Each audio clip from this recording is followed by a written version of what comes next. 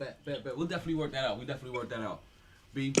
Oh shit! Somebody just joined. Oh, Nally just hopped into the room. Alright. I was like, yo, somebody just came up in here. Alright. So since it looked like we got all the elements up in here, let's get the feed over to the website so that everybody could be here. And now let's start the motherfucking podcast.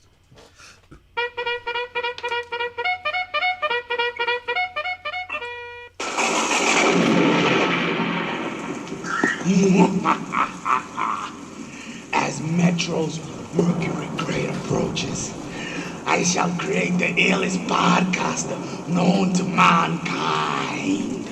But Master, what are you going to do? Howard Stern, Stephen A. Smith, Joe Rogan, Dave Chappelle. Why Dave Chappelle? Cause he's a funny motherfucker. Jay-Z. Jay-Z? Because he has money. You fucking dickhead. Oh, I'm sorry, Master. I'm very sorry. The heart of India. The strength of a black man. And the pride of a Spaniard. I present to you MyT. It's alive. He's walking, Master. He's walking. MyT Sports.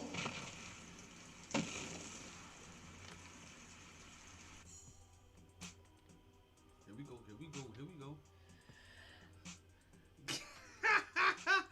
You know, I hear you. Okay, ready to go. Good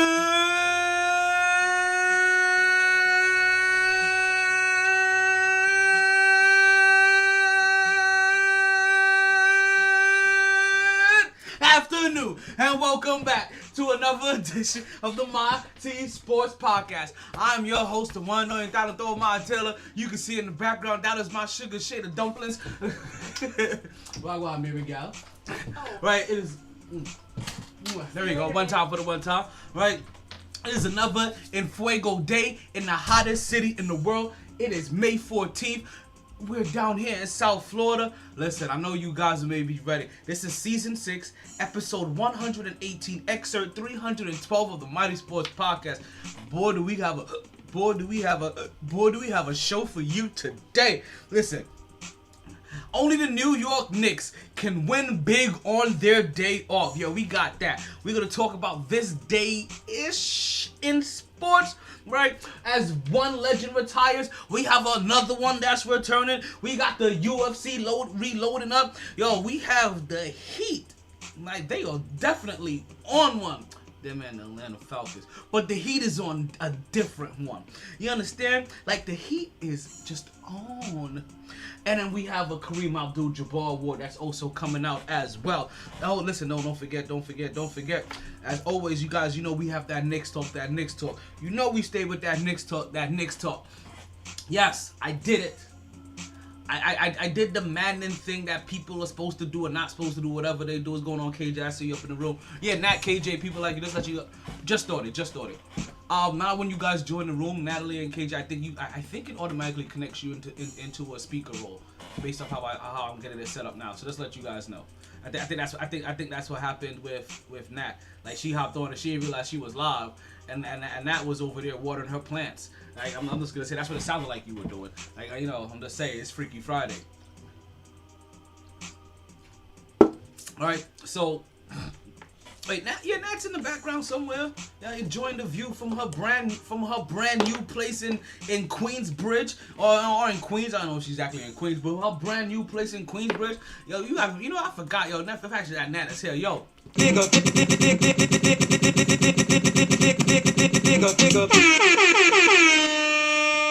Yo, big up to you, Nat, on the new place and experiencing the whole entire New York lifestyle. I'm talking about, like, she's lived in Miami, she's lived in the Bronx, she's lived in the Queens. Like, you understand? Wait, she lived in Brooklyn. Wait, I think like only one she ain't cover, like, what was going on. And I get it. That's a commute. That's a hell of a commute. It really is. So I get it. But she's like, yo, cause I met Nat down here in South Florida. You understand? Like, and not for nothing. I'm not surprised that Natalie like automatically was able to maneuver in New York because she had New York swag. Like she was raised by a New Yorker. You know what I mean? Like she so she had like some New York essence about her. And then she went into the city, and when she got that musk on her, she was like, oh shit, y'all niggas don't even know from out of town. Like I smells like one of yous. Like you know what I mean? Like so, yo, big up on that in the new place and the new endeavors, and also new opportunities in the new place as well. You know what I mean? We gotta make sure we get all of that in there. Dig up. Anything possible! You know what I mean? Right? So let's get right into it, right? Because we have a whole big show to talk about. I don't know how long we're gonna talk. I don't want to go over an hour and a half, but I can't guarantee. I can't guarantee shit that I say. So now that we're winding down, let's get right into our birthday wishes for today. Because we got our birthday wishes for today. Because it's your birthday. We said it's your birthday. I swear to God, I can't go a day without wishing somebody happy birthday. That's how many people I fucking know. That shit's annoying. But hey, it's your birthday. You said it's your birthday. Check it. First birthday shout out goes to Yadi Vasquez. Yadi Vasquez happens to be a friend that I first met. Actually, I think I met her. I think I met her even when I was in school sometime. It was one of Monica's friends. I think when that time I met her, I was like visiting the crib, and they were watching like MTV, right? MTV raps or some shit, and trying dance moves out in the living room. Like I think I walked in on them doing some kind of shit like that. So like that's how long I've known Yadi. Like so, happy birthday to Yadi. Her birthday was on May 12th. Right? Birthday today, right? Birthdays today, right? One birthday today. I don't know if this is a birthday or if this is an inauguration of a business, but birthday today goes to the Can of Worms show. So the Can of Worms show is ran by one Keisha Cross. Now Keisha Cross happens to be someone that I met while working with Primerica. Primerica happens to be the place where I met that goddamn millionaire. I used to sit on his couch all the time, where I happen to learn some basic information about money that I share with you guys all the time, right? So I don't know if it's the birth of that show that she has, because she has a podcast as well, so the Can of Worms show, or if it's actually her birthday. But regardless of which one it is, to either one of you or to both, it's your birthday. We said it's your birthday. I got $1. Right, and the last one today, I want to say happy birthday to Brooke Helm. Now, who the hell is that? I do not know whatsoever. I don't even have a description for who that is, to be honest with you. Like, I went back searching through, like, their Facebook and shit. I went lurking through old Instagram things. The only thing I can get from this is that maybe, just maybe, she used to be one of my barmaids when I used to go to Tijuana taxis back in the day. I think that's what that is. That she's one of the barmaids from back in those days. You know what I mean? But regardless of what it is, you on my feed, you popped up on the alert. So to you too, it's your birthday. We said it's your. Check it. You know what I mean? Now, so to all of you, as I like to say, right? I want to wish you all a happy birthday. I hope you party hard. Enjoy everything, regret nothing, and more importantly, remember to stay MyT from us here at the MyT Sports Podcast to use. Now, something that I have never done before, right? Something that I kind of wanted to bring up, right? Which was kind of this day in sports history, right? And I've never really done this before, and it's not really this day. It's kind of like this day-ish. But you know what? If you've been fucking with this podcast for a while, then you kind of know what this day-ish means. You know what I mean? Because we work on a lot of issues on this podcast. Like the start time, 8:07-ish. Like, 12:07-ish on a Monday and Friday. And I just started like, hold on, I just started like 10 minutes ago. Like, shit bees like that sometimes. We get on and popping. So, hey yo, DJ MyT, cut the beat. There we go. Alright, so, right, let's go back to this day-ish in sports history. And I had to bring this in here because I had this on my radar. And I could not let this pass without me bringing it up. And that is the fact that yesterday was the anniversary of when Derek Jeter, El Capitan, broke all of our hearts and retired forever from the game of baseball. Give me a second here. I'm still... Yeah. Thank you, bad man. So, the GOAT Derek Jeter, 5 rings. Never has to pay for another meal in New York City. You understand, this dude was so infamous that he's had flings with Will Chamberlain-like numbers, and not one of them would ever speak a word because he gave them the most memorable gift basket ever. Like, I feel like it was like a promise ring and a non-disclosure agreement in those gift baskets. And you know why they need a prime Derek Jeter? Only because they need somebody that can consistently hit the ball and put it into play. Like, what's going on? What's going on? Eric Efron, I see you, Gonzo. I have not followed up on what we talked about yet earlier, in case you're about to ask again. In case you're inquiring, I know you're maybe just picking out because of love. You know what I mean? Because you do that as well. But I do not know. I have not finished checking. I was on the road when we talked earlier.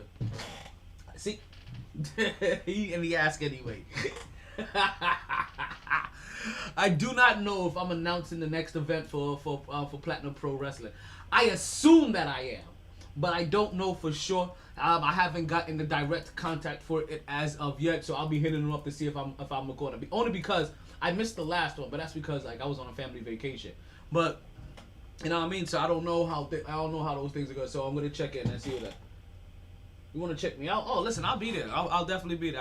I'll just be there. Just put the goddamn ball in play. Fuck the home run. Well, yeah, that we're gonna get back to that in a second. Yes, definitely. Listen, we're gonna link up on that, Gonzo, and we're gonna finish up on that because listen, I definitely gotta talk because it actually works in my favor. The fact that I don't know for sure if I'm doing the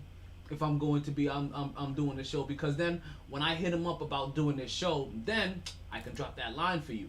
You know what I mean? And then, like I said, you come check me out. Then I give you guys a face to face. Bada bing, bada boom. You do your thing in the room. You know what I'm saying? How you doing?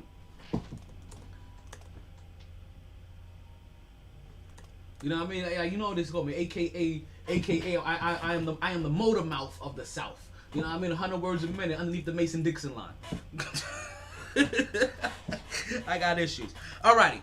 So this day in history, the GOAT Derek Jeter went ahead and retired. And as my host KJ is going ahead and typing in this day-ish in history, he retired yesterday. As my host KJ is putting in the notes, it's just about how it's kind of like an example of what's going on with baseball today.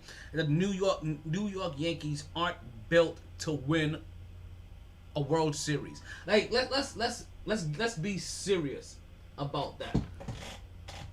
Right? The New York Yankees, regardless of how they're built, they are not built to win a World Series. What they're built is to statistically win 75% of their games and make it into the playoffs. And then after that, all of their statistics, all of their analytics goes the fuck out the window because none of that shit matters, or that shit can't be equated in that short of a sample size when you're trying to run analytics in the playoffs. But for 162 games, the way they're constructed, it's going to get us into the postseason. And I'm sorry, like, I know for the New York Knicks, we're happy that we just made it to the playoffs, but it's completely unacceptable via the New York Yankees. Like I don't know who to equate it to in baseball enough for you guys to understand, but I know who to equate it to for myself in basketball. Like, who the fuck are we, the Charlotte Hornets? That we're just okay with doing enough to make it to the playoffs every single fucking year? Is that what we're doing here as a Yankee? That we're okay just making it to the playoffs? And then, it's a crapshoot. Nobody knows what the fuck is gonna happen. We'll see what happens. We can't determine. Like, this is what the fuck they're saying. This is what management is actually saying. Oh, when we get to the playoffs, it's a crapshoot. That's because the bullshit formula that they formed up that is built around analytics can't equate for a short sample size that the playoffs run into. So what you do is that you have a team that is supposed to be able to make it through 162 games to get you into the playoffs. 164 games, however many games.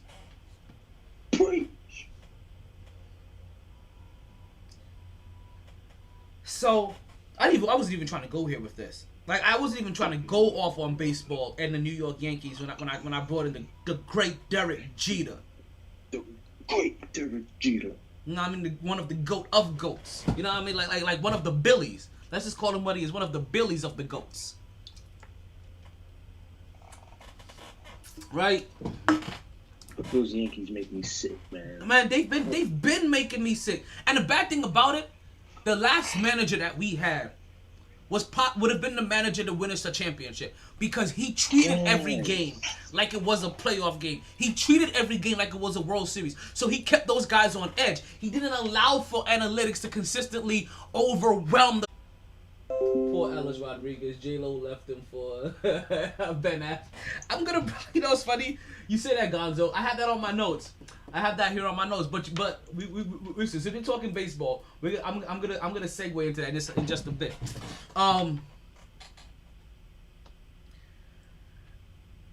New York, like every single sports league has teams that it doesn't mean anything to win, to make it to the playoffs.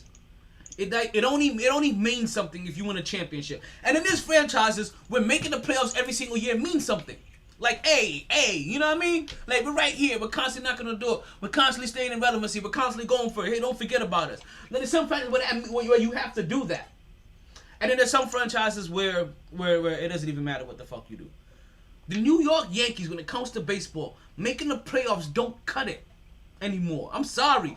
A standard has been set by the guy that retired yesterday. I'm sorry, KJ, what was that? If it ain't a World Series championship, I don't want to hear it. Even getting to the World Series is not good enough. It's garbage. We have 27 of these things. You're 27. And I've been waiting for 28 for over 10 years. For 13 years now. This is ridiculous. I need it. I'm tired of these home run hitters coming to New York via trade, free agency, and it's ding. Like, I never thought I would have... season long, and then come postseason time, these bats disappear. I'm sick of it. Like, I never thought I would have a kid in my family that can be 10 years old and never saw the Yankees win a championship. Oh, my God. Like, that sounds odd to me as a Yankees fan. Now, as a Knicks fan, you know what I mean? Like, listen, like, I've known people that have started jobs and retired from that job without seeing the New York Knicks win a champ. Oh, fucking goddamn hurts. You understand? Like, those kids have grown. Those kids have been born and graduated college and haven't seen them win a championship. As a Jets fan back in the day, same exact formula. Like, if people have gone lifetimes. What's going on, El Gato, the cat? Listen, something that we all love here.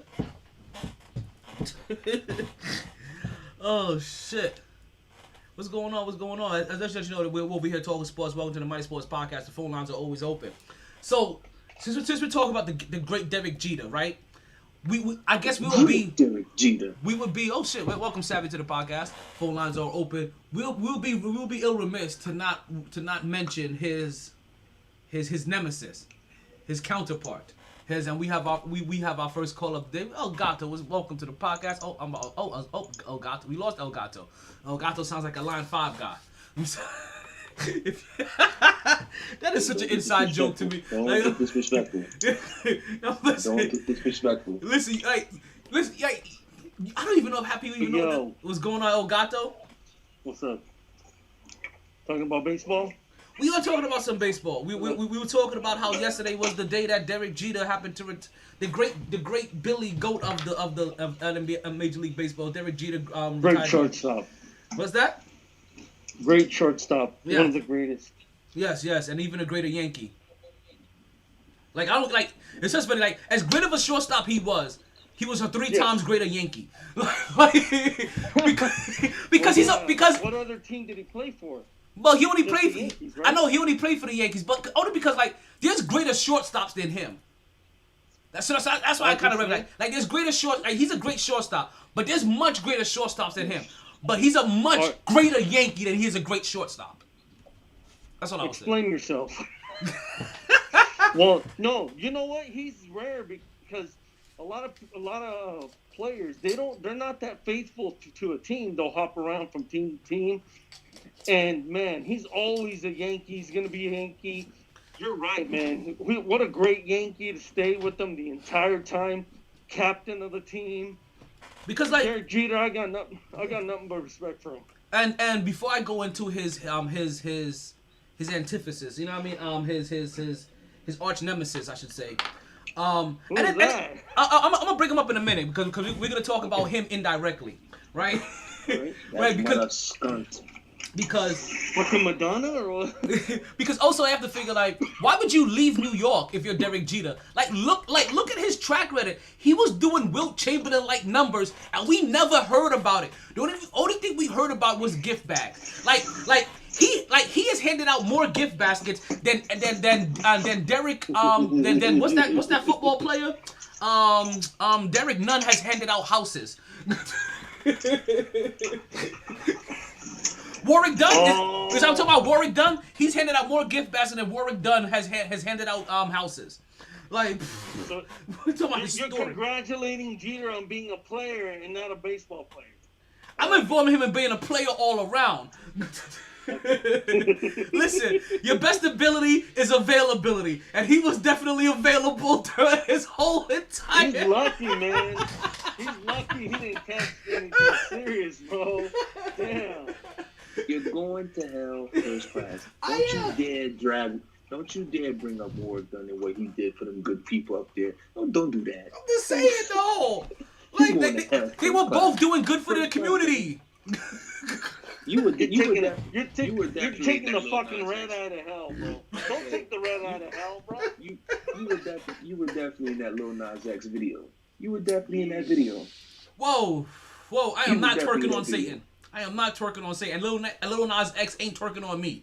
Like, fuck that. Like, Whoa, fire upon that. I didn't say you were all that. I didn't say you were all that. I just said you were somewhere in that video. Oh, I only know 2 things from that video. Let's let you know, because I've never seen the video. I just heard about the video. And that was Lil Nas X twerking on the devil. So I'm like, I'm not Lil Nas X and I ain't the devil. Like, I ain't having nobody twerk on me. I ain't having no Lil Nas X twerk on me and I'm not twerking on the devil. Now, I may twerk on like a succubus, you know what I mean? But that's a completely different story. Right? Okay. So I don't think a guy should twerk. like I listen. I don't twerk. I boogie. Like whatever you want to call it. Oh, yeah. Dance with Boogie, right? So as we were talking about, like just to bring it back a little, how I was talking about they were better shortstops than Derek Jeter. Like Alex Rodriguez, he was a better shortstop technically, in a sense. Like defensively or like all around? That's what they say. Listen, I don't believe it. I'm just repeating what was said. Like, listen, you can't convince me that in any way, shape, or form, Alex Rodriguez was better than Derek Jeter. Like, I don't believe it, but they've said it. Right? I can't see one place where he was better. Like, even offensively. Power-wise, maybe.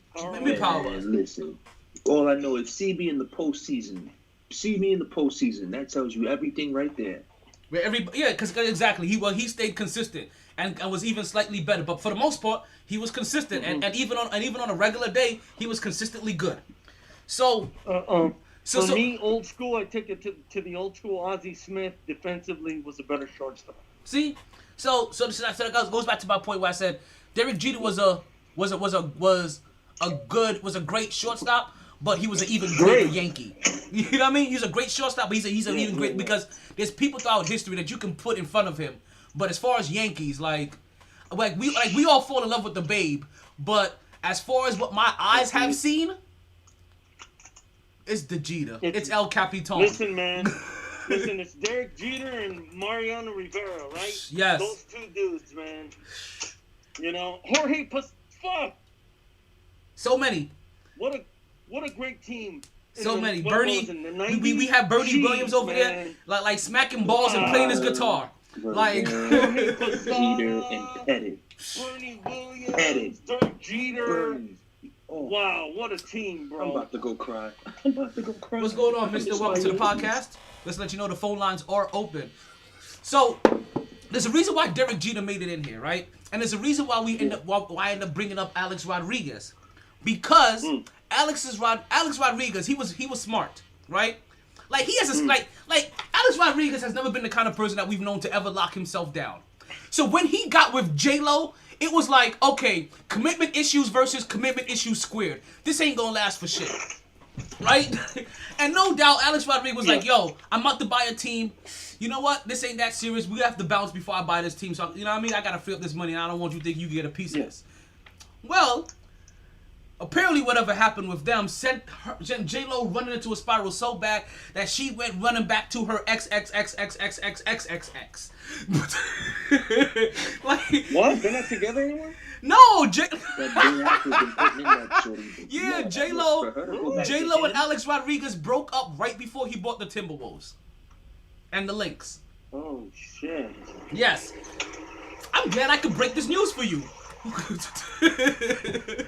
See, I thought that J-Lo kept them like, because everybody likes J-Lo, but a lot of people hate Alex Rodriguez for the steroids and shit. Well, so for the steroids, and then suing the Yankees. Like, I don't even understand how he's been liked in baseball, to be honest with you. Like, every time, like, he's one of those few people, when I hear his voice, I want to mute whatever I'm listening to. It's him and Reggie Miller. Anytime I hear their voice, I just mute the program. I know why you hate Reggie Miller. Man, Reggie Miller though was a bad motherfucker. I hate Reggie Miller like a passion, right? Like Reggie Miller almost made me hate all light-skinned people. I'm just gonna put it out there for real. He was like one of those dirtiest shit talkers in the game. Like it wasn't until Stephen Curry came back and that, you know what I mean? Until I was able to start accepting light-skinned people in my life again. Like. Only Michael Jordan could shut that motherfucker down. That was the only guy, Reggie Miller, could shut him down. Michael. Hate Reggie Miller. I don't even go to Wendy's because of Reggie Miller. Fuck that. I found out he was sleeping in the lobby. Oh, you a petty nigga. You know how petty I am. You don't go to Wendy's? That's a good burger, bro. Listen, man, I had to cut ties somewhere. I put my shit firm in the sand. I stopped being a Jets fan. I sold my Johnson & Johnson stock. Like, fuck that. Listen, Elgato, you will understand. Talent does not respect greatness. I don't. So something else I made a little nugget. Woody Johnson from that owns the Jets happens to be the same Woody Johnson that owns Johnson & Johnson Company. Your baby oil, your baby powder. So when I stopped being a Jets fan, I also sold all my Johnson & Johnson stock. When I went to invest in all of the companies that was making a vaccination, the only company I didn't invest in was the Johnson & Johnson one. I was like, fuck you guys. They got two strikes, bro. They give you cancer and they give you blood clots. Exactly. Come on, bro. And if you're a fan of them, you can't be having blood clots because they raise your blood pressure. Like, fuck that. Yeah, man. I mean, no, before this, the baby powder thing was giving testicular cancer and other kind of cancer. Did you know that? No. Because I used to put baby powder all over my nuts. There's a huge civil suit on Johnson & Johnson before this vaccine shit. They're contacting everybody. If you use Johnson & Johnson as your baby powder, like, what? You know, for a guy's nuts or whatever. Yeah. It was giving him cancer. I'm not kidding. What? Yo, I've been baby powder in my nuts since I was 2.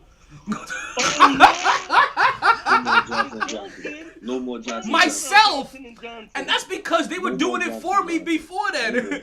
Oh wow! See, I told you. Bro. No more Johnson & Johnson stocks for me. Sell their company. Fuck that. See, because people don't understand how powerful we are. Like, I really hope this last year has let people know how powerful how powerful we can be in controlling the dollar. You understand that we started a whole new Bitcoin out of nowhere, a whole new cryptocurrency out of nowhere with Dogecoin. What, Dogecoin? Yeah, like that shit literally was made out of nothing, and now and now it's gonna have a financial backing.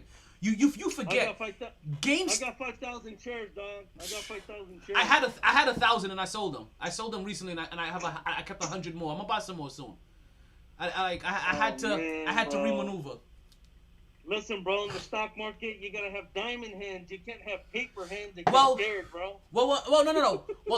I bought into them as a short term investment anyway. But now I have other long term Elon portfolios. Elon Musk is gonna start developing or help the developers. I'm glad you. Yes. It's gonna go fire. But let's go back to Derek Jeter, bro. Jesus fucking Christ. Hey, the podcast could go anywhere. We don't always stay on sports. We could talk money. We'll talk anything here. Like, listen, it's the perfect reason to own your own podcast. Like, I don't have to stay on topic for shit. I like El Gato too. El Gato's the shit.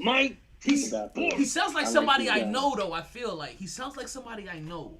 Bro, El Gato, the way we've been talking about that bullshit, and then he said, "Nah, let's get back to the GOAT, Derek Jeter." I love it.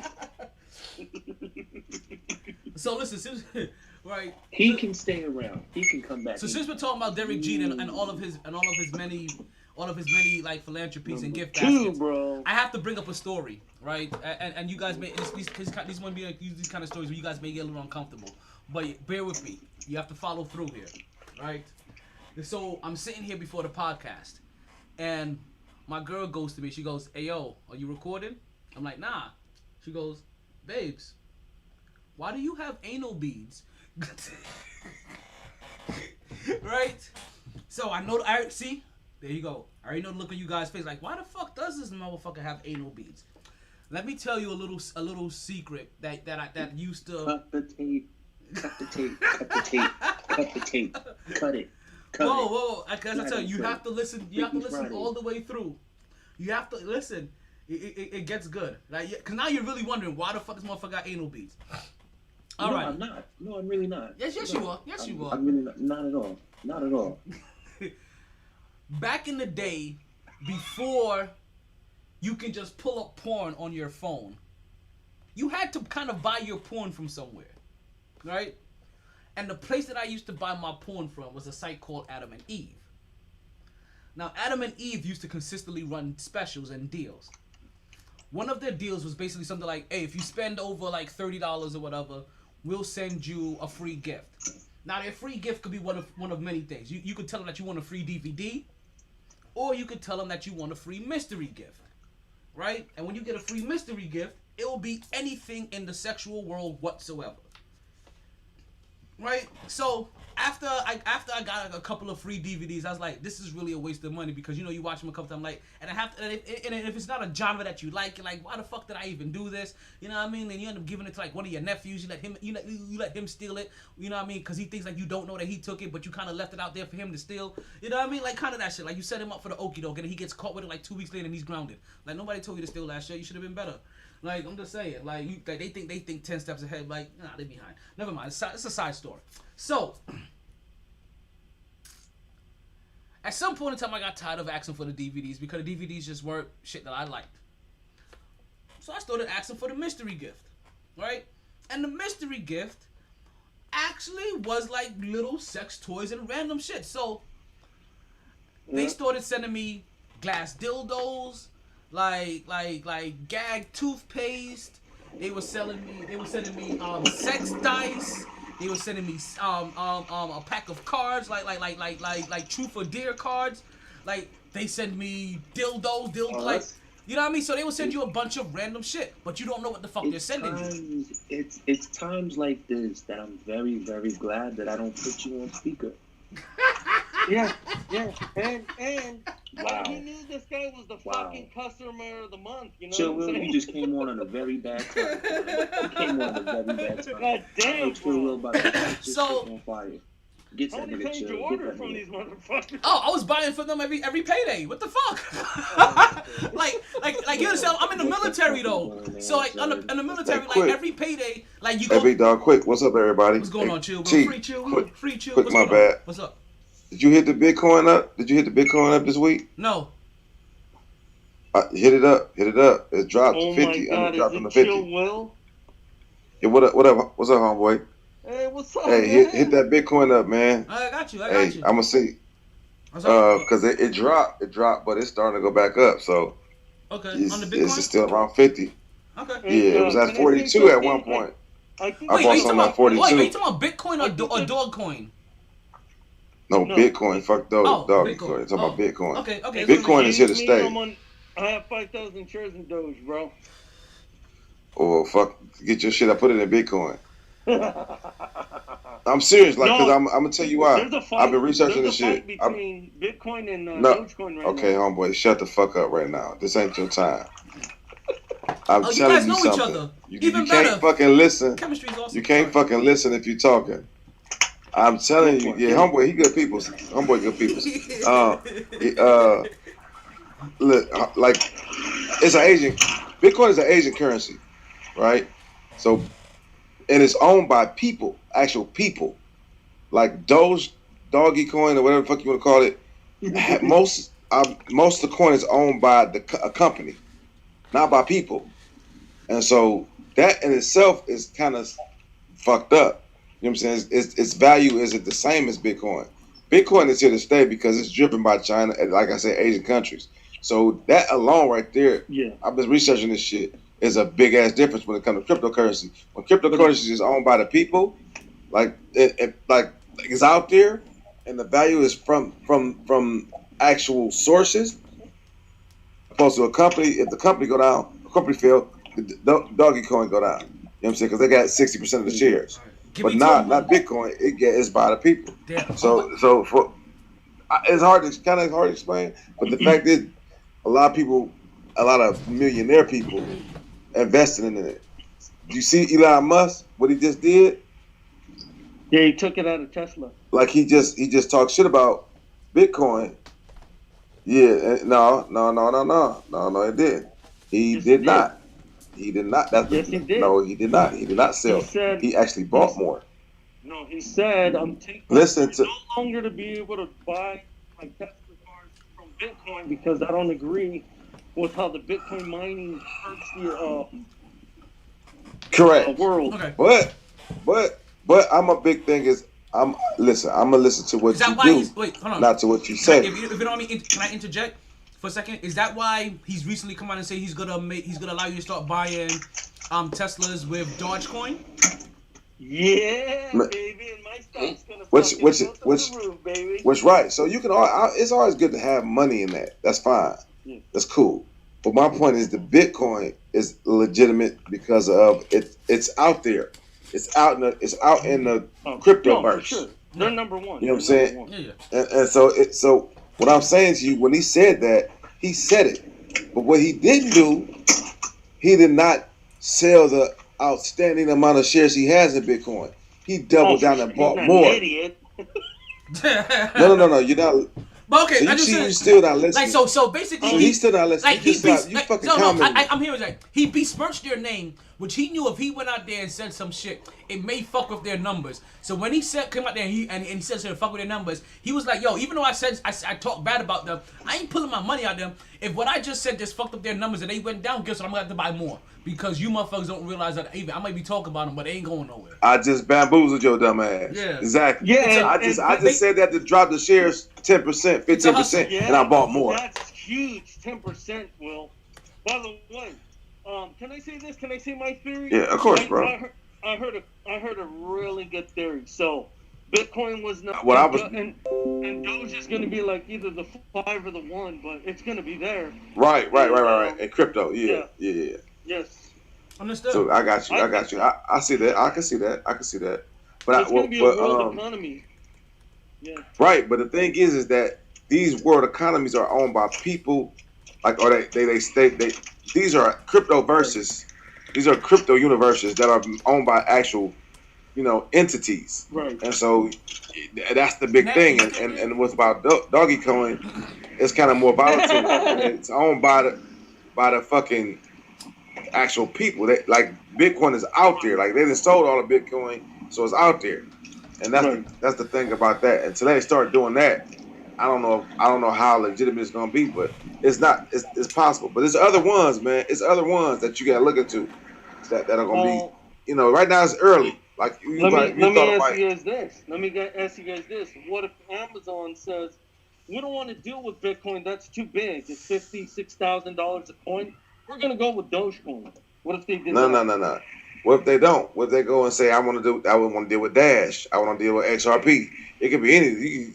But the thing is, they're not going to do that. What I want to create my own. What they could do is they can do like thank you.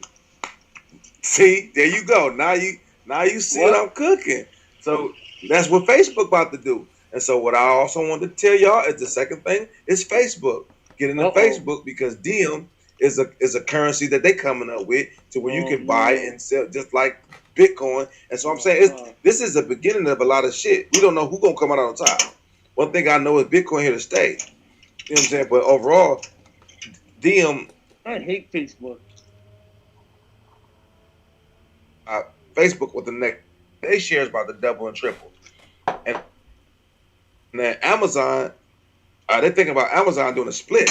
That's the third thing. Amazon might split their share, so that's a good thing because that's going to lower the stock. So you want to get in that immediately because you see what happened with Tesla. You said they split.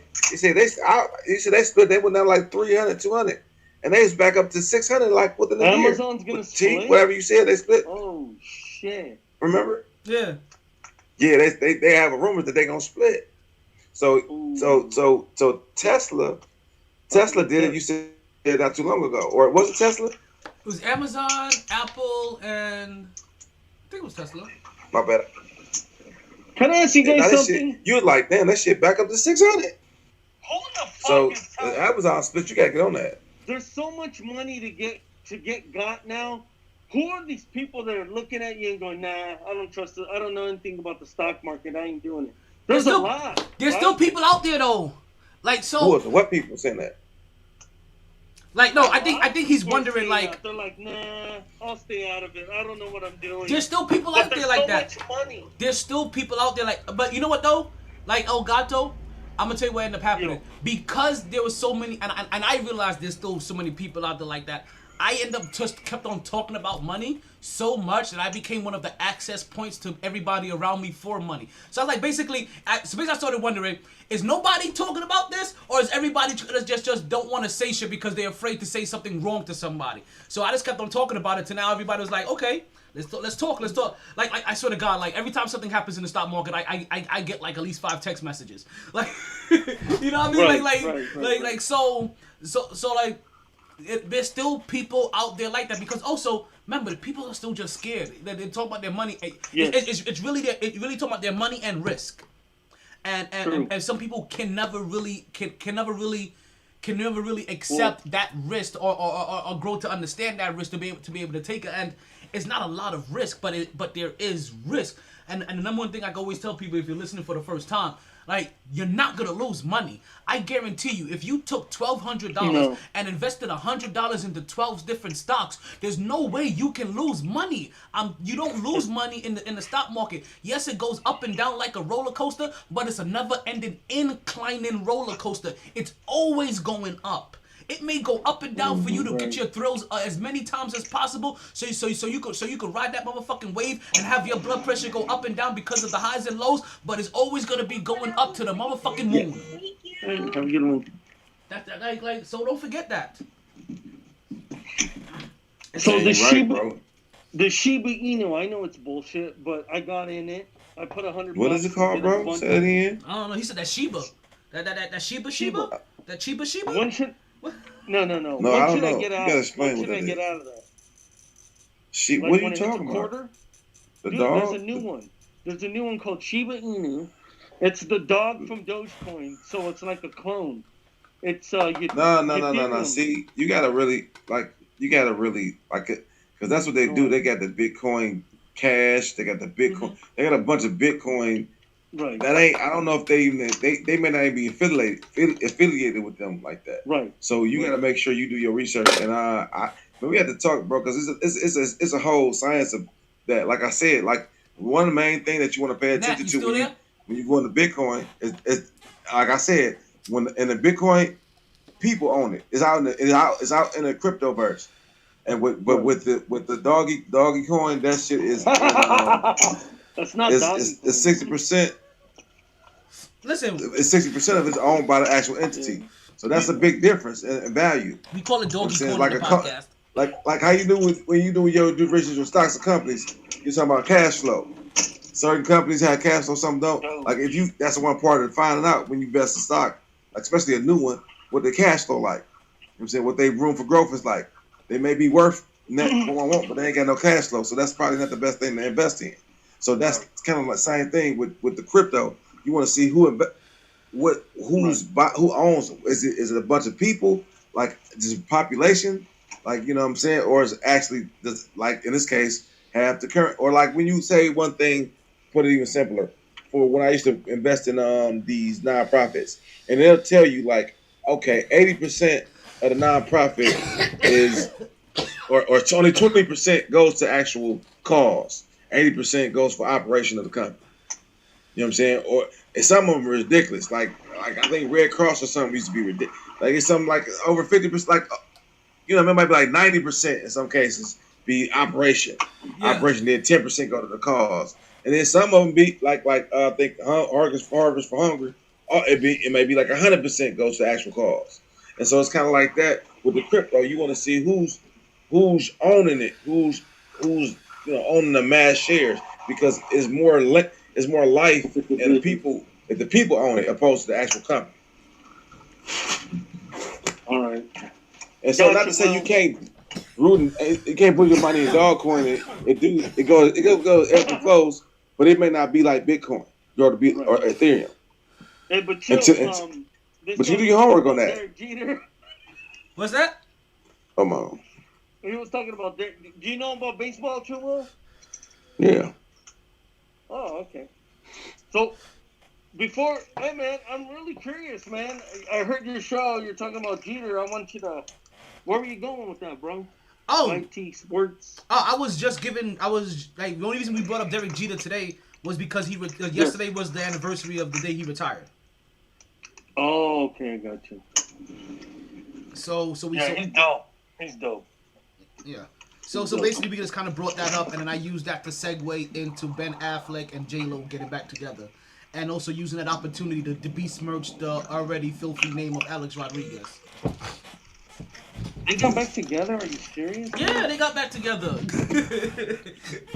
And they like Ben Affleck. Are you sure? Yeah, Ben Affleck and J-Lo got back together. I'm glad I can break this news for you too. We offer all kind of services here on the MyT Sports Podcast. We have sports. How did you know that? I heard they were seen together or something, but they ain't get back together though. Listen, I heard they're back together.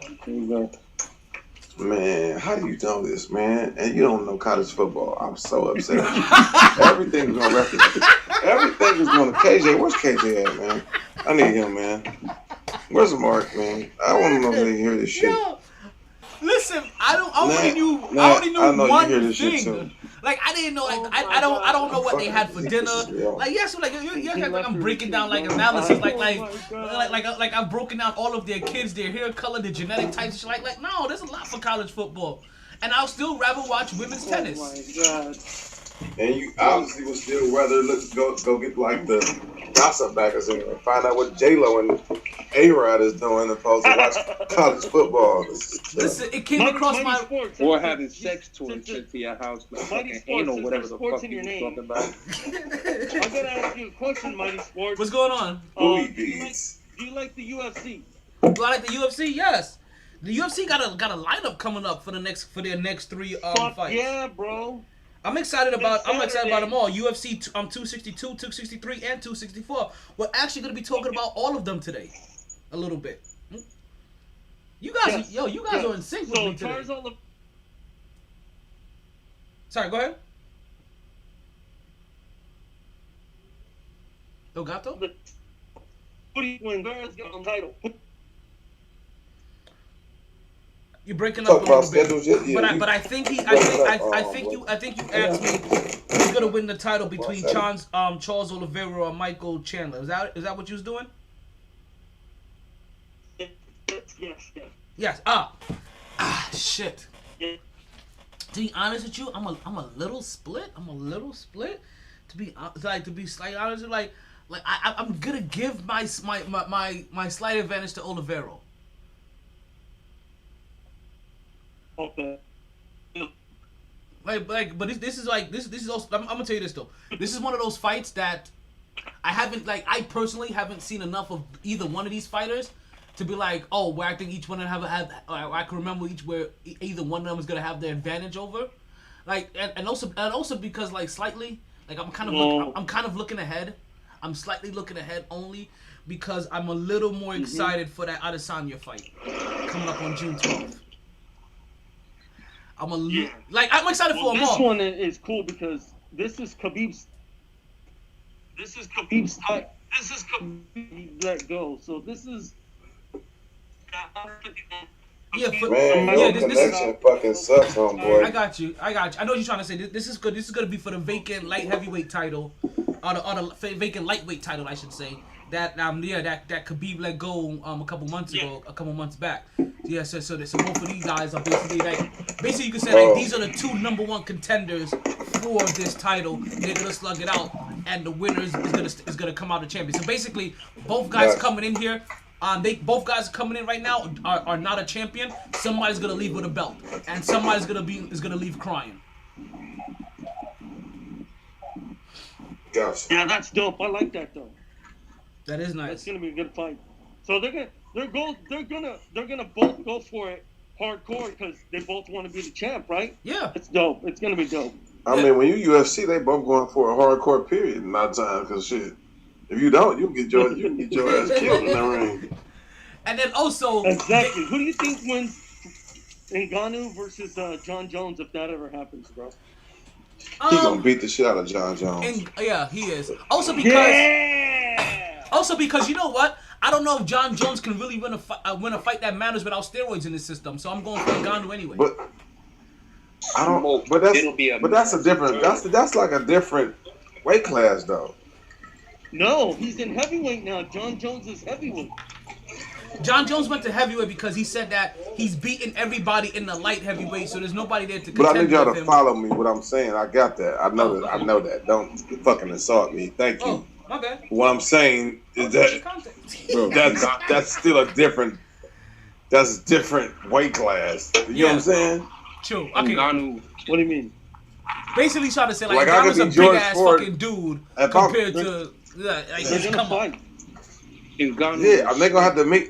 Yeah, so if I gotta weigh in at 240 or 225, and then the next couple of days I'm back up 10 pounds, that ain't these ain't the lightweight. Like, you know, that's what happened with old boy, the Airbender. You know what I'm saying? Adesanya. Because it just can't. You don't. Yeah, I saw you right. So he can't. You can't kick nobody in the head. That 20 pounds. First of all, we talked about this. That carrying that 20 pounds is different, and you can't go 10 rounds like the 3-5 rounds like you go to 20 pounds less. It's exponential now because you gotta carry your weight, then you gotta knock out somebody that's bigger. So it's harder. So you know what I'm saying?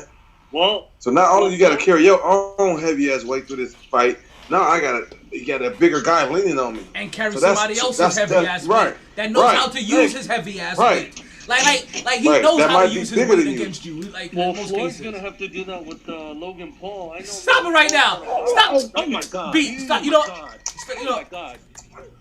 Time out. That's not the same, homeboy. Hold on. You brought that shit up. Hold on. What? That's not the same. Don't do that shit at all. Did you see them together? Floyd's Almost like threw my goddamn Don't stop! Sorry, B. I almost threw my goddamn lunch down in the fucking garbage up there. No, but we're talking about weight and size. That's why I brought it up. Floyd is. Listen, I'm gonna give you I'm gonna throw you a line though, homeboy. No mercy. I can tell you that they are different weight classes, and obviously he got knockout power.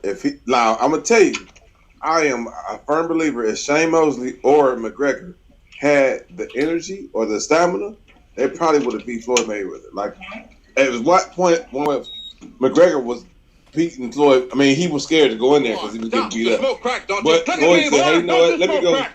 Yes, sir. Let me go. Let me get to the third, fourth round. Let me get to the third, fourth round when he's tired." by the He's gonna time have to he got beat tired, a it bigger was man, cool. is what I'm saying. Which he can do. Right. He's a But he did it boxer. already. He just showed you he could do it though. He just did. He got a way better fighter. Fun And guy. he just beat Conor McGregor, dude. You can't think Logan or Jake Paul is better than Conor McGregor? What sort of made it so chippy all of a sudden out of just like the one foul? I mean, to me, I think it's tough for him because I can guard him and he can't guard me. Like at the end of the day, that's what it comes down to. Colin, why you playing this long ass, unnecessary ass shit for? I cut it already though. Turn this shit off. I already cut it. Hey, was he talking about LeBron? He was not. Because that's what happened last year. Can I make a statement right now? And I hope you guys don't hate me. If No, Canelo we fought don't hate you. Mayweather right now, he'd whoop his ass. Who what? I don't know about that. If Canelo fought Mayweather right now, he would whoop his ass. That's not the craziest thing. That's not the craziest thing right now. Hmm. Canelo is not the same Canelo that was fighting Floyd. That's for damn sure. Right. He would hurt him, bro. No, listen, I can't disagree with that. Like if somebody like that would be. He caught him at a good time when He was caught him at the young perfect time. and inexperienced. Yeah, which is the time to catch him. Like because he can't catch him now. He's out the league. Like Of course, because Floyd is a tactical nigga. Catch them while they're young, coming up. Don't catch them while they're listen, but also he caught him. But not even catch him when he's young. He nobody knew that would be Canelo's only loss. Like who knew Canelo was gonna go undefeated? Like so he's like, hey, he's undefeated now. His name is hyped the fuck. Because remember, he also goes for the paydays. He's like his name is getting up there. His name is up there. I got like you know what I mean. Let me pull him now. Canelo needs. Shit. He actually has head movement now, as to where when he fought Floyd, he had no head movement. Yeah. So Canelo actually can use him. He can use a Mayweather kind of fight right now. Like, shoot. Yeah. Well, you see what he did to Billy Joe Saunders? He broke his orbital socket, bro. That's how much power he has. I'm gonna be honest with y'all. I didn't even know Canelo was fighting last weekend. I didn't even know. I brought it up. didn't. No, it was. Because remember, you know what? You know what's funny? When it came across the radar, the reason why it made sense to me, because I was like, oh, yeah, that's right. He's the new Mayday. Like, he's the new guy that fights on Cinco de Mayo. You know what I mean? He's the new... September. You know what I mean? September, like, so, that's Mexican Independence Day is in September, so he'll fight both days. Yeah, so when that happened, I was like, okay. Which also made sense to me why Mayweather's fighting in June. Because he's like, I couldn't get my Mayday, let me get the closest thing to it. Right.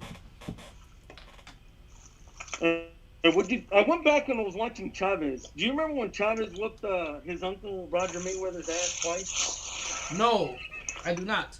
No?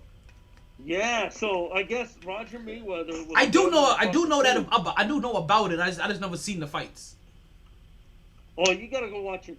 Listen. This is for me. This is my list for Mexican boxers. Chavez number 1, De La Hoya number 2, Canelo number 3. But if he keeps going up, it might change the number 2. De La Hoya's number 2? You know, De La Hoya's number 2, bro. Okay. For me. Okay. That's I have nothing to say against it. It's just something interesting for me to now take a poll everywhere I go now. Who are your top 3 Mexican boxers? Just don't see what people say. Well, because he was an Olympic gold medalist. He also fought like fucking he fought the best of the best, right? He fought Mosley.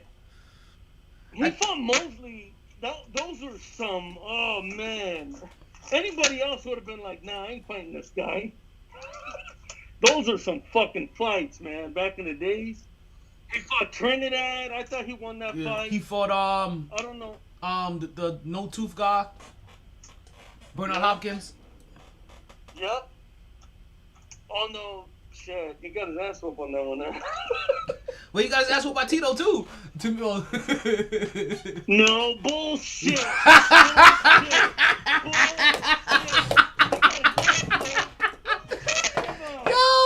I knew it! Danger zone. I'm gonna go crazy because I was watching that. Milwaukee, fight, this is for you. He's winning the first 8 rounds, and then he starts to run, and I'm like, what the fuck is going on right here? El Gato, listen to me real quick. One thing you're going to learn very quickly. Come on, KJ, you're supposed to be the co-host. Talon is a guy that will throw the bait out there, waiting for you to bite it, just so you go off. You have to have your days where you take the bait. He knew what he was And then doing you when gotta he said have it. Yeah, because you glossed over Tito. I see how you glossed over Tito earlier, so I was like, let's throw Tito back into this ring. No, Trinidad was a bad. Listen, Trinidad is a bad motherfucker. He's one of the greatest. But when he fought De La Hoya, he lost. But De La Hoya did it to himself, though. De La Hoya did it to himself by being non-aggressive that second half of the fight. Why do you think he did that? Do you think it was fixed? Well, Come on, the he thought he was. motherfucker loves I cocaine. honestly, So he De La Hoya made a mistake that I think he never ever made again in his career. When he thought he was up, he stepped off the gas. He did the tortoise and the hare shit. And there's a reason why we're all taught the story of the tortoise and the hare. Like, he did that tortoise and the hare shit. Like, he was up and he was like, oh, let me relax now. Let me rest on my loyals. You know what I mean? And next thing you know, Tito's being aggressive for the last couple of rounds. He tried to turn that shit the fuck back on. Now all of a sudden, you're trying to come back from an injury and play in the play-in game, talking about you're going to win a championship and we'll be there to win a banner and you ain't even going to make it to the motherfucking finals. You know what I mean? So you don't think there was something going on, like something fishy there? Do you think? No, knowing boxing and knowing him, I don't think so. I think certain boxers really do love and respect the game, and as much as I'll ever talk about De La Hoya, I think he respects the game of boxing. I don't think that he would do nefarious things like that. You know what I mean? But I just think that he got too cute for himself, and we've never seen him make that mistake again in his career. Honestly, he honestly, like, when he lost to Floyd Mayweather, he was like, yo, I was busy as I've ever been. Like he was trying to get the Tito call. He was like, yo, this is how I lost. What the fuck you mean I wasn't busy enough? Like, well, he was already old, Oscar, when he fought Mayweather. There was no way he was going to put it on for 12 rounds. He was going to gas out, you know? But like you say, man, Mayweather's a tactical dude. He's going to fight you when you're young or you're old. And let's also not forget, right? People only remember Floyd Mayweather for the last 10 years of his career. People really remember. Totally remember what he did for those first 10 years when he would be like. It's like Mace. It's like what Mace used to say. Like I was gritty. P Diddy made me pretty. Fucking like you know what I mean? Like when it came what happened? Pretty Boy Floyd put it on people. Yeah, like there was Pretty Boy Floyd, and then it was Money Mayweather, and Pretty Boy Floyd was knocking motherfuckers the fuck out until the point where he was breaking his hand every fucking match, until he realized I could fight a different way and not break my hand and still win. Like, come on now. People don't give him credit for changing up his whole entire game to preserve his career 10 more years and still go with an unblemished record. Now, granted, he's a piece of shit womanizer, and we shouldn't, and we really shouldn't talk about him in any kind of good gracious. But he's a badass boxer. But who's on his resume? Okay, so he beat an old Shane Mosley, he beat an old Oscar, he beat a fucking Manny Pacquiao out of his prime. He waited for that. Okay, I mean, I understand what you're trying to say. Let me ask you this. It doesn't look good when you look at it. Let me ask you this, though. Do you consider Bernard Hopkins a great fighter? Yes.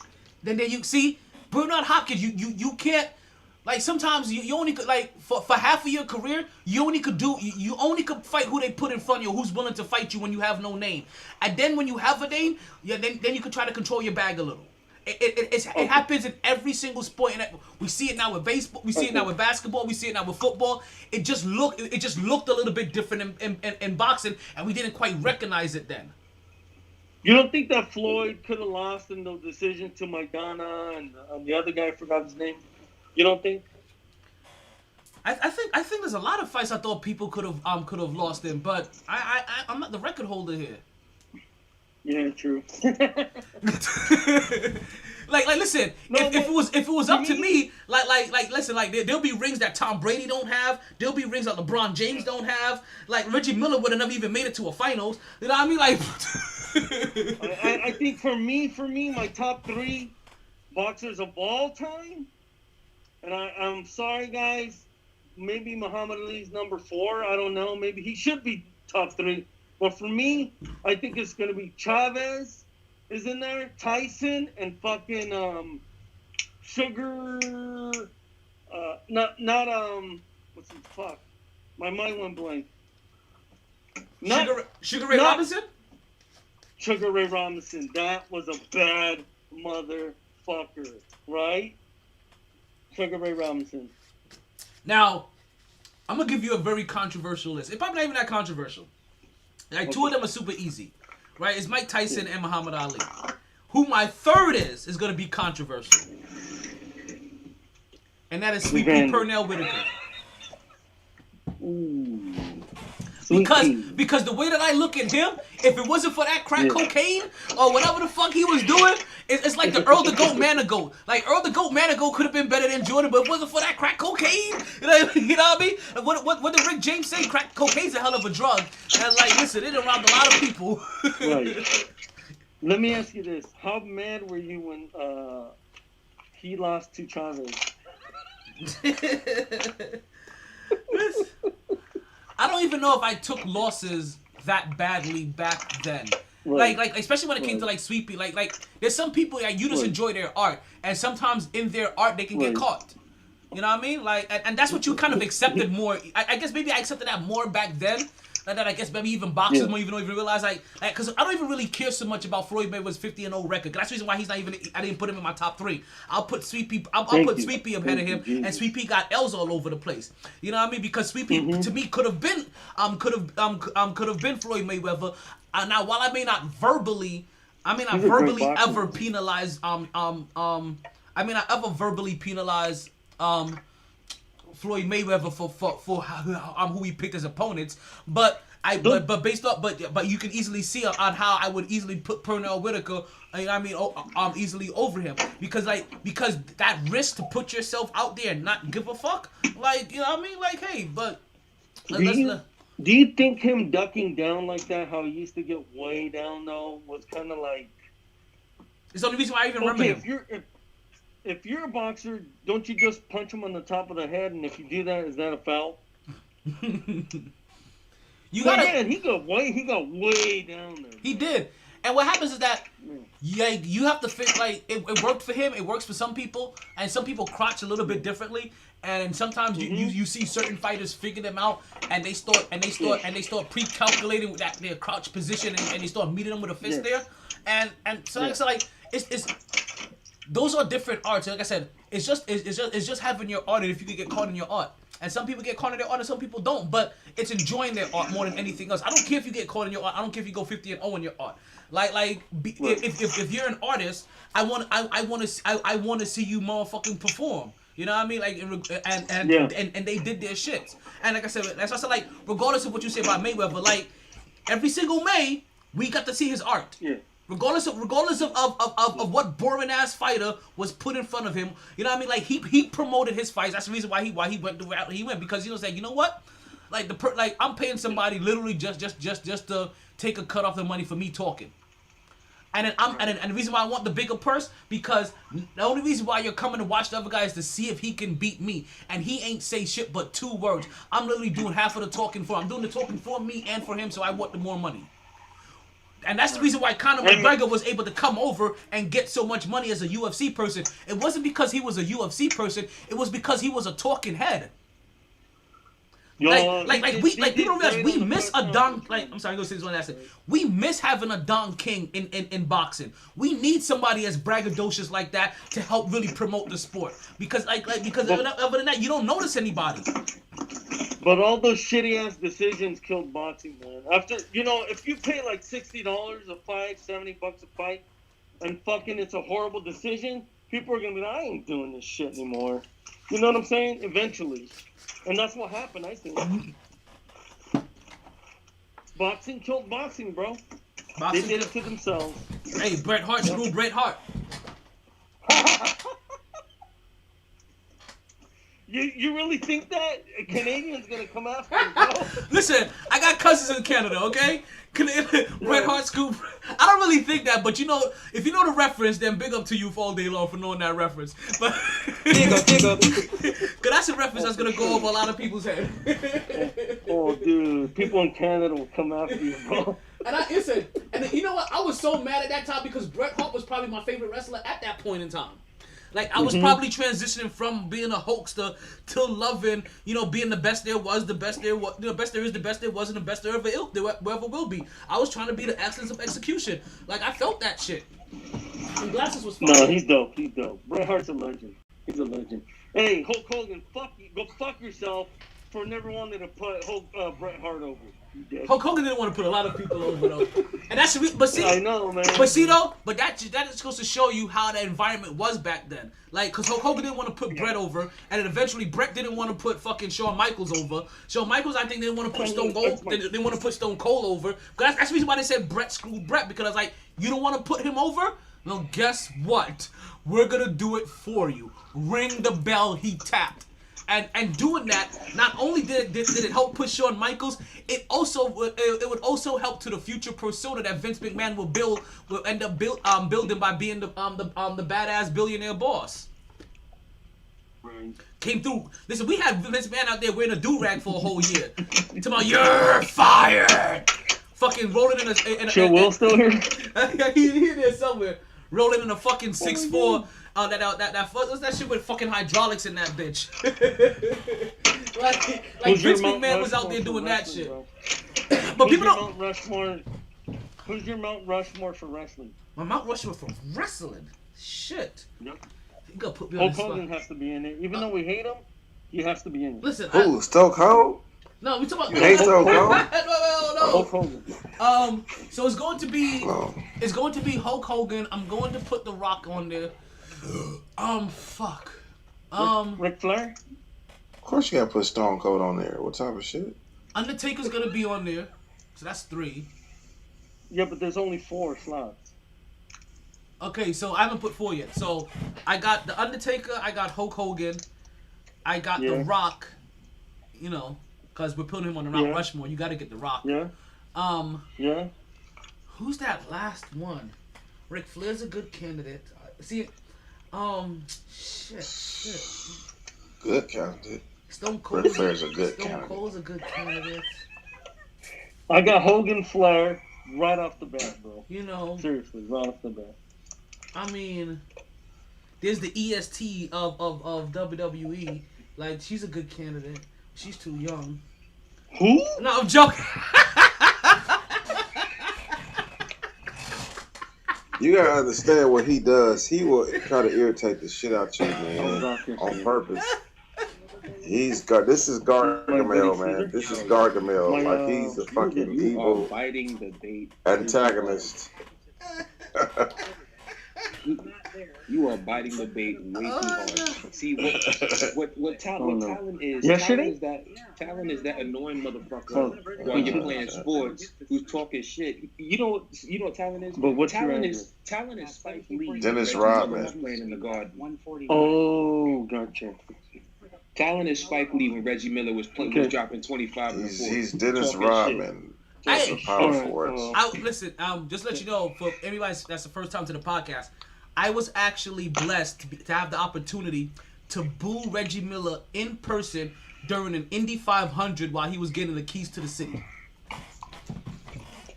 Oh, why would you do that, man? Because it was Reggie Miller. He don't respect greatness, chill. You're supposed to listen. You are allowed to boo at sporting events, and so I chose my right to boo. At least, could it be a basketball game? At least, like, the fuck you even doing at a fucking race car thing? I had pulled. Whose mess is this? Whose mess is this? I was in the army. We got free tickets. NASCAR. You guys are fucking NASCAR. Like, that shit's dope. Like, it's pure energy. Like, that's just pure adrenaline. Like, oh my god, the adrenaline in that motherfucker is ridiculous. Like, it's fucking crazy. You can't hear shit. I got free tickets because I was in the army at that time, and so yeah. Shout out to the best And word in the what English happened is language. that we pulled FREE. the day before the Indy 500. They have a marathon the day before, so we pulled guard duty for the marathon. What the hell is that? Sound like a race car going by. So we pulled guard duty for a marathon, and because of pulling guard duty for the marathon, that got us tickets to the Indy 500 the next day. We went to the Indy 500, and next thing you know, to my surprise, I got free gifts that day. I got the Indy 500 tickets, and I got the opportunity to boo Reggie Miller. Oh my God. Thank goodness I was sitting around so many Army people. You should have seen the looks that I got. Like, I was definitely out of my element, and I got some dirty looks. That's all I'm going to say. Danger zone. You know what? I'm done talking You about... boo that man? Yeah, you are sick. You. What? I'm just glad you made it. I'm just glad you made it alive. I'm glad I made it out alive. Like, I think we had to wear our uniform that day too, so I think that's what really helped. So that may have been it. That may have been the only thing that saved my ass. I think I was in uniform. I think I had to be. I think that was the only thing that annoyed me that day. But we were still able to drink. Cause man, imagine Patrick Ewing getting keys to the city in New York and somebody booing him. You're gonna die. I would have shot him myself.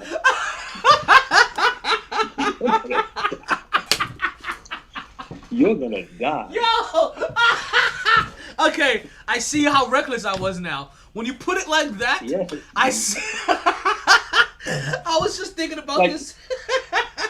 I mean, imagine Jay-Z getting the keys to the city in Brooklyn and somebody has the nerve to boo him. You're gonna die right there. You're gonna die right there. Well, that's Jay-Z. Like he's gang affiliated though. Or at least he used to be. Like, you know what I mean? Like, Alright. but Patrick Ewing. You be the nigga. You be the nigga to boo Jay-Z at something in Brooklyn with Jay-Z being in. I would never do Jay-Z ever. You do it. Like listen. I've set Jay-Z out to help represent Brooklyn a long time ago, and he has not disappointed me. Once. I'll be right next to you, right in your will. Like, here lies telling. He wants this, and this. This is how he wants his body taken care of after he dies. Like, listen, if I ever plan on booing Jay-Z live, I will make sure I leave I'll record my will on the podcast for everybody. It'll be a special live edition. It'll be the last podcast ever. So hopefully that's the one that makes me famous. I'll be taking over for you, bro. I'll hold it down. Hey, listen, I'm past that. I'm going to pass the torch on. They were like, oh shit, that's the podcast where the dude was like he's gonna boo Jay-Z. Like, yeah, and he from Brooklyn too. Could you believe that shit? Like, oh damn, he had a death wish. Like, yeah, that PTSD was getting to him. Like, I heard he was going to the doctor lately for that shit. But don't worry, brother, man. Anybody talk crazy on your name, I'll have the strap ready. What you said about my man? Watch your mouth. Listen, I would never ever, but damn, I just realized how reckless you sound. Like, damn, I was that reckless? Man. You wildin'. I don't know what the fuck you drank that day, but yo, tweaking. I'm pretty sure I had some brown liquor in my canteen. In that white country ass area. Listen, sometimes you gotta risk it for the biscuit. Them crack, as Chris Rock would say, and my bad for the white people listening, crack ass crackers. You did that there. You did that there. They would have stomped you just like Chris Rock did in that shit. Take that, you crack ass motherfucker. And instead it'd be take that, you black ass nigga. The whole time. Can I tell you the dirty looks that I got? Like, no, I'm telling you, it was uncomfortable for a while. It really was. Like, I really was like feared for my life. But listen, thank God I was that reckless, because then I wouldn't be able to sit here and give you guys the story. I mean, I would have did great without it. I'd have been great without it. But it just adds so much more to like when you're writing the when you're doing like the police profile of me, right, and trying to do that psyche valve, and you be like, oh yeah, he booed Reggie Miller at an Indy 500. This motherfucker's crazy. Yeah, exactly. So that you start being able to pull the strings and start tying it into things. But like, okay, we start to see what kind of person that we've been dealing with. We can see why he may have shot up a whole entire office building of coworkers. You know what I mean? After a day after a bad Knicks loss, like. What? Crickets? I told her I we said, should speaking of the kick Knicks. it. And Fun guy. okay, so speaking of the Knicks, you know what? This next segment, as you guys Oh, already... hold on. Hold on, B, real quick. whoa, My bad. My bad. What My just bad. happened here? My bad. It's just You I can't know stop Nick's a talk gonna nosebleed. take up the rest of the show. What? I just know Nick's talk gonna take up the rest of the show. Brother man, I gotta get this off my chest. I need a quick therapy session. I'm about to be like Charles Barkley when he talked about San Antonio women, bro. Because, B, did you happen to see the 76ers Heat game last night? I did not see the 76ers and Heat game, but I am going to be assuming from your messages and everything else that you did. Udonis Haslem finally gets a couple minutes in the game. I right? heard that, which is You know, beautiful. Yo. Udonis, I ain't gonna lie, cause I was listening to the game. And when I heard Udonis Haslem made a reappearance, I was like, yo, he's back in the game? I was like, damn, this game must be... I didn't know the score. I was like, this game must be wrapped up. And then I learned the reason why he came in the game. You may continue. Because it didn't take long. It took about 3 minutes for me to learn why he came in the game. Joel Embiid acting up, he rolled up on the reason. Okay, blah, blah, blah. Then Haslem comes I heard that. a couple buckets, gets tossed, gets like thrown down, and he's like, okay, I'm about to go off. And of course, it's Dwight Howard. And next time, foul come off, Haslem get right in the man's face. There you go. But yeah, he gets all up in the man's face. And the whole time I'm thinking, Dwight, why are you backing down from a man wearing a gender reveal sky blue pink jersey? You can't take no man serious. And then I remembered Sweet Booty. And this man has hair up in his, whatever the fuck that is, looking like Lil Durk's big brother. Faggot ass nigga. And then like, I'm just like, the whole time. And then I got on the gender reveal jersey. I'm like, bro, this man really backing down from a man wearing a gender...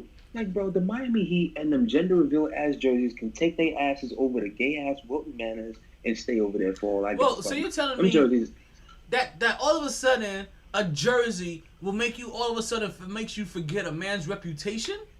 Like that's Udonis, that's UD we talking about. That's Mr. 305. Like Dwayne Wade may have been the face of Wade County, but Udonis Haslem is the heart of Wade County.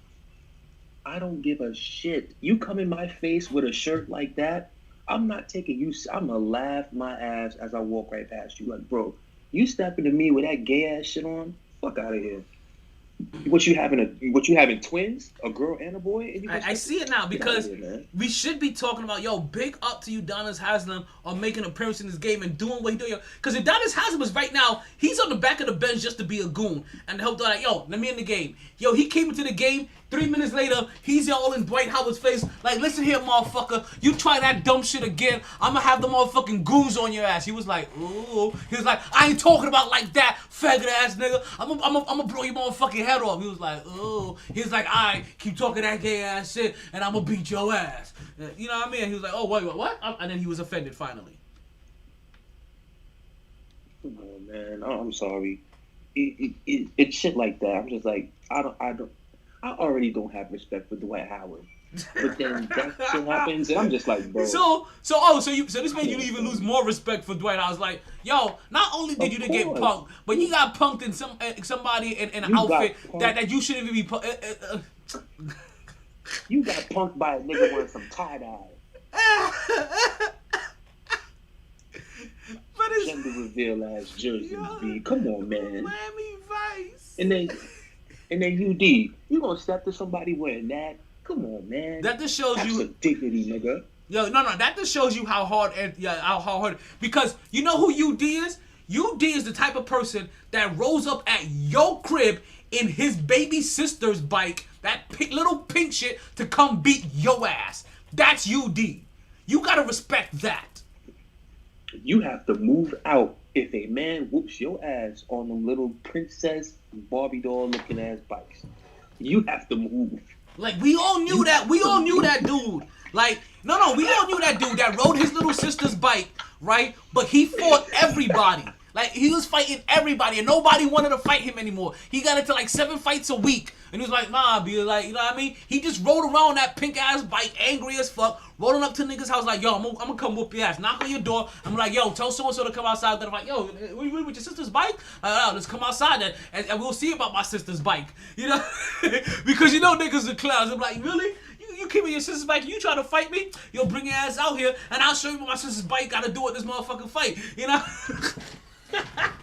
Next thing you know, the niggas using the white tires to roll over your face. Yeah, exactly. You know what I mean? You come back in the house. Next you know, your peoples is like, nah. You going back outside. You gonna beat him. You gonna fight until you beat his ass. You let that motherfucker come out here and beat your ass. And like, damn. This is back when you couldn't lose to somebody in a pink bike. We've grown since then, but apparently we haven't. Oh shit. That's UD though. UD's that dude that's rolling up on you with that bike ready to fight. And you're like, damn man, this dude niggas fight everybody. Like, I'm not even in the mood to fight today. Like, like it wasn't even like it was on some dumb shit. It's because I hit the game winning shot at the park. Like, UD's that nigga that wants to fight you for hitting the game winning shot in a basketball game. While he came there on his on his little sister's pink bike. UD is that salty as that he's always angry.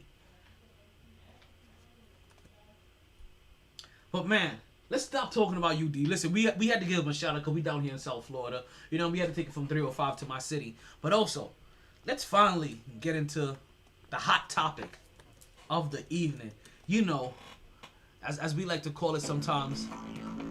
What do we like to call it out sometimes? The elephant in the room. Let's get that out the way. And you know we got that Knicks talk. Anytime you hear the Flames of Fame, you know we got that Knicks talk. You know we stay with that Knicks talk. The New York Knicks, folks, currently have a record of 39-31. They are sitting very happily. I shouldn't say happily, because I'm not happy about it. They are sitting 6th in the Eastern Conference as it currently stands, and folks, they officially, folks, yes, you can officially celebrate. They officially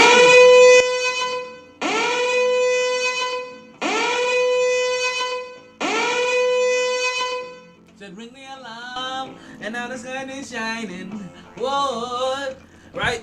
The New York Knicks have officially clinched a playoff spot, folks, and they did it on their day off. Which is the complete opposite of being fired on your day off.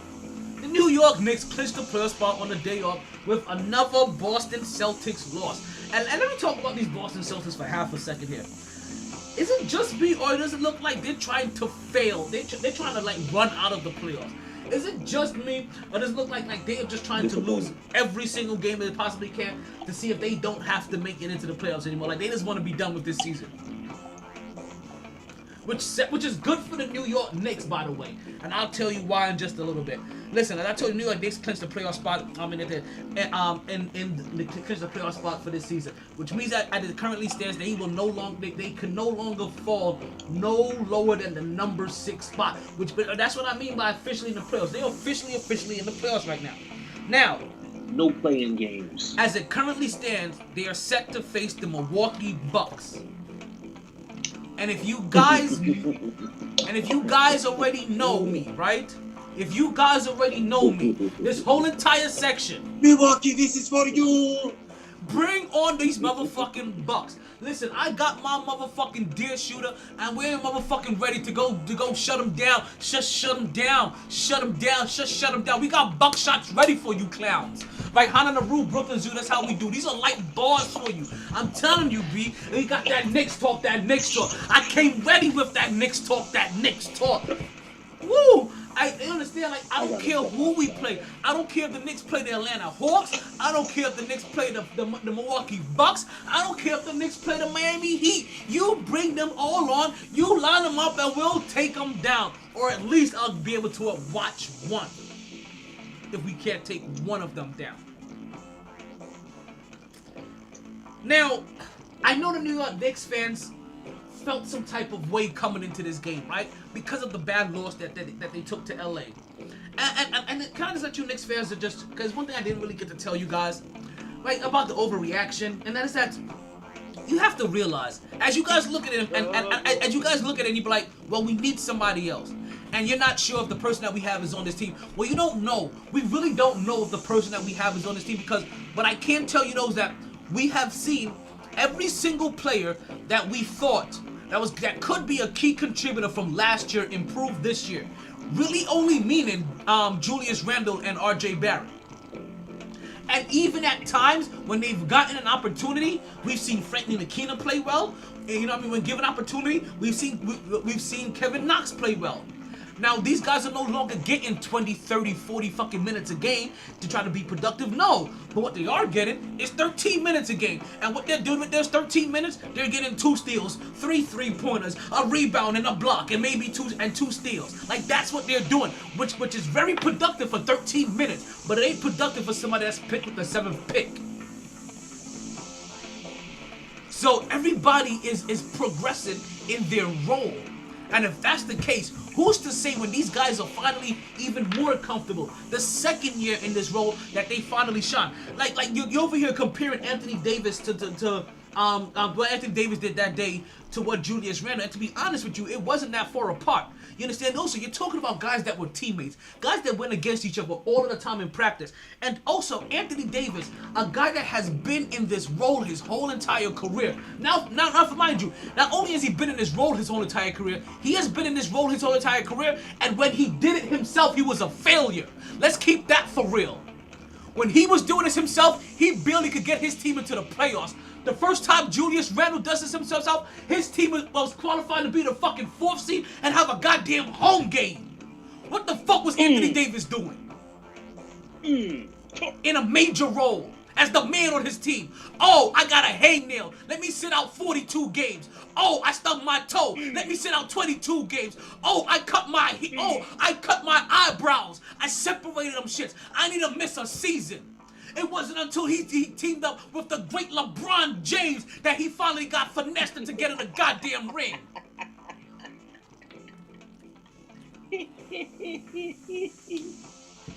The great. Say his name again. Nah.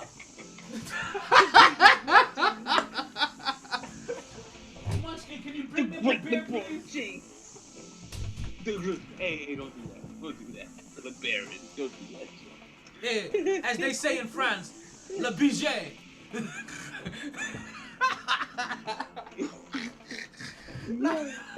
You know how to talk about it with my son Randall. You know what I mean? So when you look at, we stay with the motherfucking Knicks talk.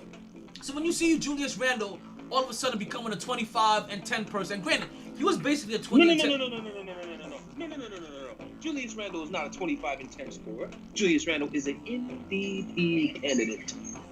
MVP candidate. You say his name correct. You say his name when correct. the MVP candidate Julius Randle improves himself. Thank you. Improves himself to be when Julius Randle improves himself to be. Oh, she really did shake it. It improves himself to be a 25 and 10 person, right?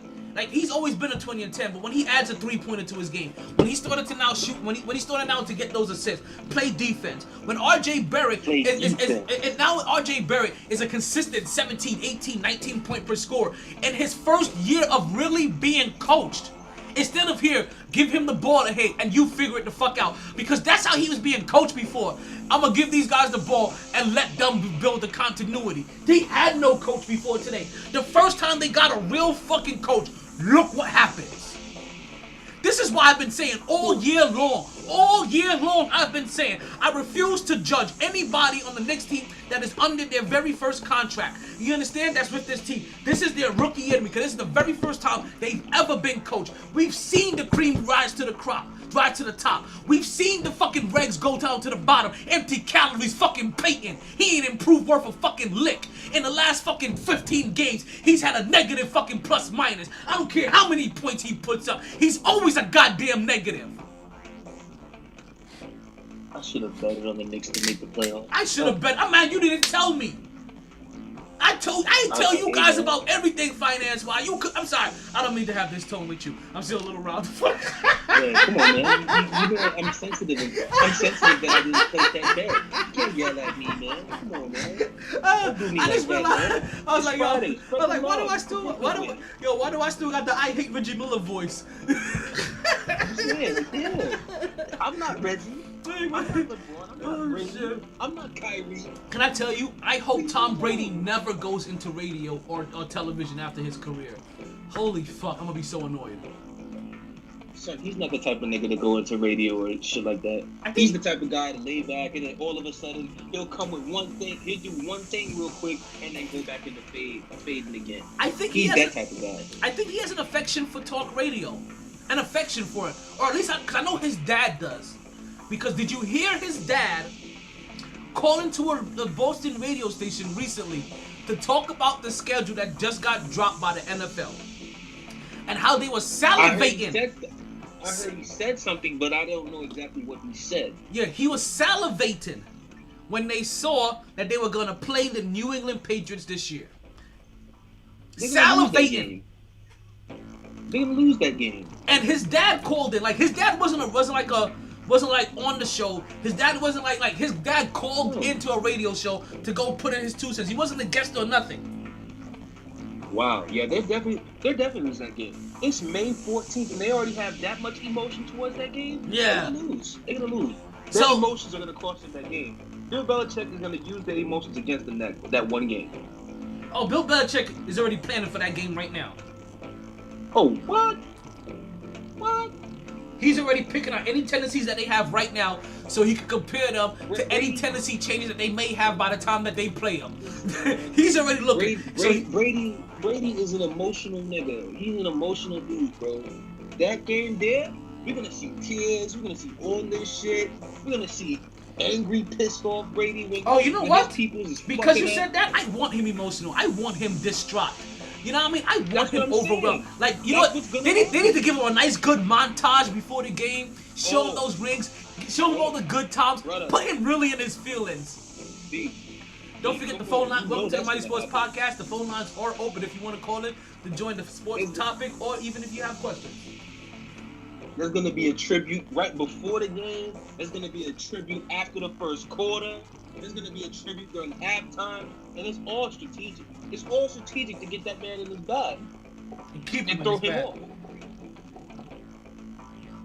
Now, the Patriots is winning that game. Before we go back to that Knicks talk, I don't give a fuck if they're 0-3.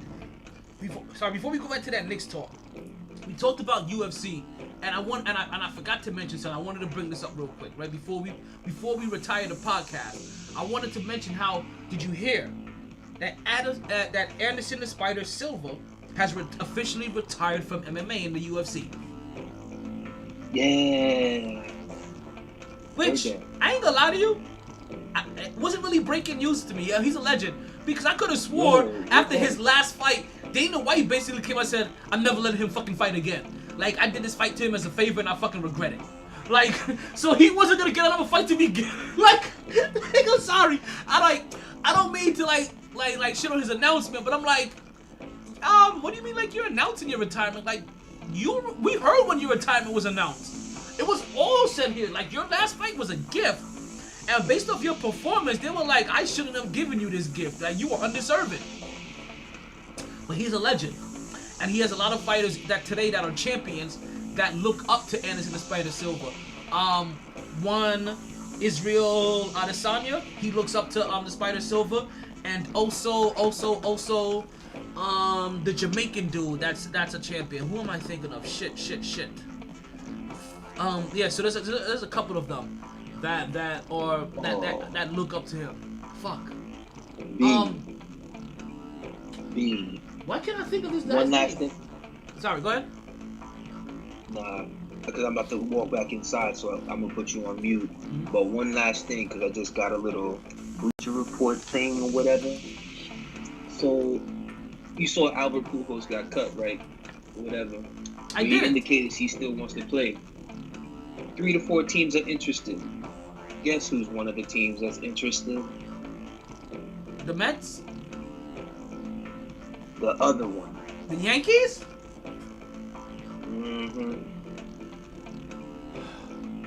So not only do they play a really horrible brand of baseball, but when they decide to spend money, they said they're not going to spend. They spend it wrong. First they bring in garbage from fucking Miami. Now they want to bring in this trash. He's not trash, but now he just passed his time. Like, okay then, is he worthwhile to us as it currently stands? I didn't say his whole career. I'm not saying his whole career is trash. I'm saying he's trash for us. Kamara Usman, who's I was thinking about. There we go. I won't call him trash. It's just he's not needed for the Yankees. It's not needed. It's literally just an add-on of what's already there. A whole bunch of fat guys trying to hit home runs for the most part. Sounds like trash for the Yankees. Damn it. It better not happen. It better not.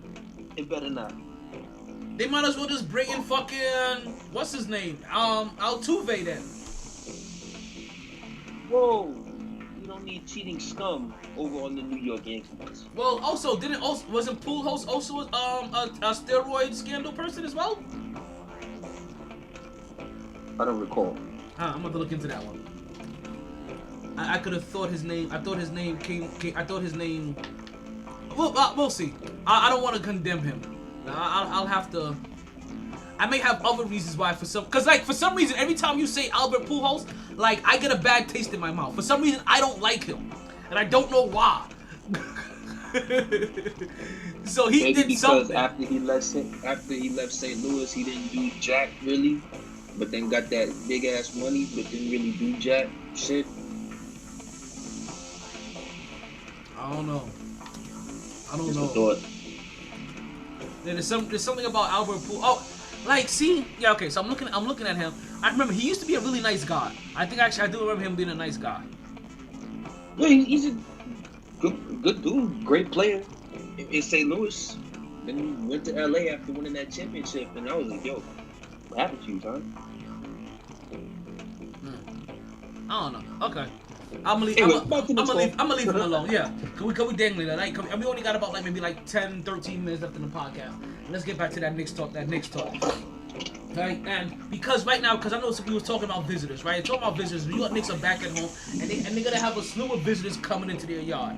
Right? The first person to come and visit the Knicks the Knicks backyard were the San Antonio Spurs. And I ain't gonna lie to you, this game pissed me off real early. Like, I looked like it was like the Lakers game. I was just looking at like, God damn, it's gonna be like this, right? And then the New York Knicks actually decided to play decent basketball. By the end of the half, it was like a 4-point game, I think. And then they came out of the half, and San Antonio caught fire. Like, we're talking about complete fuego. Like they went at one point in time. I think they made 17 straight shots before they missed one for the half.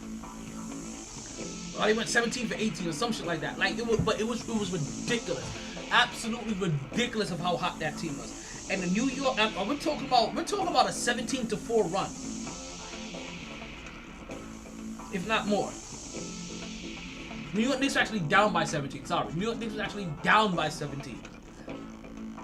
But based off of that shooting by the San Antonio Spurs. Now in this game there was no Derrick Rose. Derrick Rose is sitting out with I think he's sitting out with hamstring tightness or some shit like that. So we had no Derrick Rose and we had no Emmanuel Quickly. And the New York Knicks were down by 17 points with 4 minutes left to go in the third quarter. And I'm watching this game and I'm utterly disgusted that we have let this game get out of control this bad. And then the New York Knicks were going to run. They were finally, they were like, honestly, you know how they say how it takes one shot? It literally took one shot.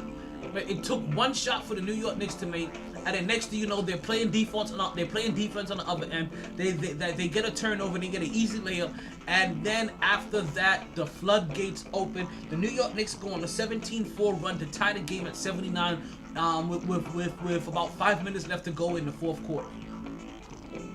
Now, there were a lot of frustrating moments in this next game.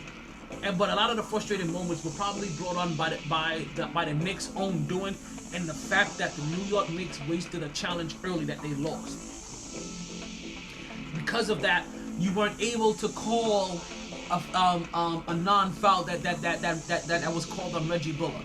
You understand? You weren't able to call over the back call, a goaltending call. There was little opportunities. There were a lot of opportunities that the New York Knicks could have used the challenge, or if they had a challenge, it really could have helped them towards the end of that game. But luckily, they would still be able to pull out that victory, even without having that challenge there. And I'm telling you, it could have been bad. And you guys have no clue how bad it could have been, because there were a lot of calls. When I say a lot of calls, there were a lot of calls that were going against the Knicks in the end of that game. Luckily, even for us, one of the calls that was going against the Knicks came under 2 minutes. And that was a dribble drive kick out to RJ Barrett, who pump faked, and then when he drove to the lane, on the way to driving to the lane, they said that he stepped out of bounds on the baseline, because basically he was at the corner 3, right? He was in the left corner, and they said that his foot came out of bounds. Luckily for us, that play happened under 2 minutes, and they reviewed that play, and after they reviewed that play, it showed that he never stepped out of bounds, and they gave us back that ball. That could have really been another body blow to the Knicks. That could have turned sour to make them lose this game. And we're talking about the Knicks needed every single point that they had. They only won this game, was it 102-98? Now, one of the key components from this game was one Alex Burke. Yeah, folks. Alex Burke came out there and he was on fire again, in fuego, absolutely in fuego. He would come out there and he would drop 30 points. And I know we only won this game by 4, but it also goes to show you how much we've been missing Alex Burke for those last couple of games. The one against, against the Lakers and against even Phoenix right before that. You see the kind of point production and kind of output that he can give you. So even in this game where Alex Burke came back, remember, we don't have our 2 point guards. The only thing that we're left with is ECP, Empty Calories Payton. Or you may call him Alfred Clifford Payton. Like, whatever you want to call him. His name is still ECP. So, Alex Burke will end up giving you 30 points. Right? Julius Randle will also end up giving you 25 points. DeMar DeRozan for San Antonio will end up dropping 27, and he would have a couple of plays that would end up reminding me of why the New York Knicks were going after him at some point in time this year. Remember, the San Antonio Spurs, they had something to play for. The San Antonio Spurs have something to play for. The San Antonio Spurs are sitting in that 10th spot. The San Antonio Spurs need every single win they have if they're going to make it into the postseason. And I hope you guys understand what all-encompassing what I mean by postseason. So if they're going to make it into the postseason, they need every single win. So this was a game that the San Antonio Spurs came out to get. Alfred Payton again. 13 minutes, 0 points, -11. A turnover, 2 fouls, 2 assists, and a rebound. I can't stand this fuck. I'm sorry. I have to get off of that. So, but let's also let you know that RJ Barrett also put up 24 points. Right, he would end up making 5 3-pointers, and RJ Barrett's getting better and better with that 3-pointer. Again, I know he looked bad having that. I'm trying to take that game-winning shot at the end of regulation or overtime, whenever that was. Right, when he had to hit that 25 or 26, 27 foot 3-pointer. But do we all forget at one point in time, everybody goes through their ups and downs. Everybody goes through their growing pains. Kobe was out here airballing 3-pointers when it mattered the most for his team. Are you telling me you can't give RJ Barrett some slack? The first time he's ever coached for real? So here he goes again, because I guarantee you, as much as you guys were beating him up in the media, as much as you guys were talking shit about him on social media, he was beating himself up. And how does he respond? 24-point game. 8 for 19 shooting. 5 for 9 from 3-point range. Making all of his free throws 3 for 3. Had 9 rebounds, 5 assists, a steal. And he had a plus and a plus minus. Unlike ECP over there. So you have to understand, like, the New York Knicks are getting better in all the little aspects of the game that you really hope and wish that they can. Now, we're going to end the podcast soon. And I'm going to let you guys know that when we return from this podcast, right, when we return on Monday at 12:07-ish, heavy on that ish. Really look for the notifications. Whether you go on the website, mytsports.net, or you on the many sites, or whether you're subscribed to the many sites that have the podcast, MyT Sports Podcast, whether that's Podbean, YouTube, Facebook, either or Instagram, look out for the notifications. If you're looking to try to listen to the re-air, to tell your smart speaker to play the latest episode of the MyT Sports Podcast. You have to spell it out for your smart speakers, a little slow sometimes.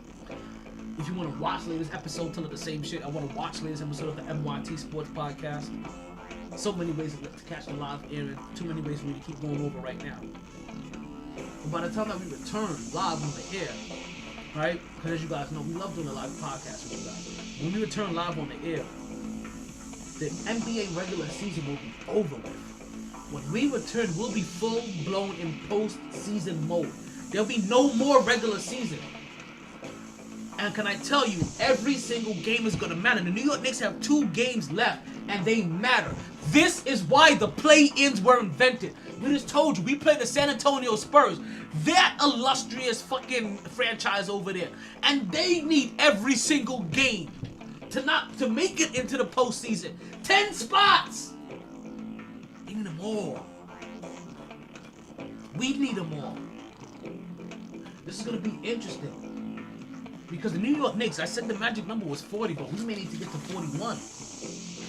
I'm seeing now why there's a big difference between who wins between Atlanta and Miami. And that is because... Oh, man. And that's because if Atlanta wins, who's ahead of between Atlanta and Miami? Because if Atlanta wins and they're ahead of us, and so is Miami, we don't have the tiebreaker against Miami, but we have the tiebreaker against Atlanta. So we kind of need, if we want that 4-5 matchup, we either need to get ahead of Atlanta, and Atlanta needs to win their division, or we need to get ahead of we need to get ahead of Atlanta, period, right? Well, we need to get ahead of Atlanta if you want that 4-5 spot. That's what we really need to do. Because we need to stay ahead of Miami because we don't have the tiebreaker ahead of Miami. So we could be tied with Atlanta. We can't be tied with Miami. But Miami may need to win that division. Or we need to win that but we need to be ahead of them. So we need Atlanta to win that division so that we can get that spot. It's all fucked up. It's all fucked up now. I'm telling you, the Knicks may get the Bucks. What? And if the Knicks get the Bucks, listen, we have faith here too. The Bucks lost twice in a row, 2 years straight. They lost their first game to Orlando. When they lost that first game to Orlando, it's what tipped my hand to let us know that Miami was going to be able to beat the Bucks. I consider the New York Knicks a younger version of the Miami Heat at this point in time. Now we can get the Bucks. We've had their number all year long. If we play the Atlanta Hawks, I think we get the Atlanta Hawks too. I'm not worried about them either. The only team I'm slightly worried about is the Miami Heat, because like I said, I think we're a younger version of them, and experience will matter there. So I think we can get got by them. But if we are going to go out to the Heat, I want to see it. So let's go Heat. Let's go fucking Knicks. Atlanta, I need to stop losing games. Atlanta Hawks only have 1 game left, and that is against the Houston fucking Rockets. Oh, so you ain't gonna let me address these questions straight? He don't want to let me talk. He want to just keep talking over me. Oh, I'm sorry. What happened? You don't let me address this craziness. Craziness he's talking right now. We got a few minutes left. I was trying to close out the show. That's why. What's going on? What you got for me? I know you was. I know you. Oh, you got, is it literally on a? Are you closing down in a few minutes, or are you actually? No. Is it about to stop? Yeah. We're about to run out of time in like about 5 minutes. Maybe 4. Oh, my bad. Okay, cool. Yeah. So I'm just thinking to myself with this, what you talking about these Knicks. First of all, why y'all trying to make the playoffs? Why? Y'all need to miss the playoffs so y'all can get a better draft pick right now. Y'all ain't in that spot. Y'all turning the corner. Listen, I think we have somebody in the East. We have somebody's draft pick that it doesn't matter this year. That as long as we have their pick, we have a good. I think we have somebody's high pick. I think we have like Detroit's pick or some shit. You can get 2. You can get 2 then. Because I feel like, man, y'all got a ways to go. But I guess winning is good. Tibbs establishing the culture. I guess that's good. And you know, But you talking like y'all about to compete with Miami? No, I didn't. I didn't say that. I didn't say we could compete with Miami. Never did. Y'all can't compete with San Antonio. We just did. We just beat them. Oh my God. Without any point guard. Both point guards were out. We just beat them. Oh my God. We beat the brakes off of them. I'm not about to do this with him. We beat them like disobedient children. Fuck San Antonio. Hey. They're fat ass women. So how the playing games work? I really want to ask you how the playing games work. Are they East West or they just? Yeah, so it's still East West. What's gonna happen is that so for each conference, right? You have the 7th seed, the 8th seed, the 9th seed, and the 10th seed. The 7th seed and 8th seed are gonna play for the 7th spot. Whoever wins that gets the 7th spot. The loser of that falls down to the 8th spot, right? Then the 9th, then the team in the 9th and the 10th are gonna play. The winner of that moves into the 9th spot. So now the 8th team and the 9th team play for the 8th spot. Gotcha. Oh, that's dope. Yeah. That's dope. That's the only reason I'm gonna watch. They need to make that a whole summer thing though. They need to make a 3-on-3 tournament in the summer NBA.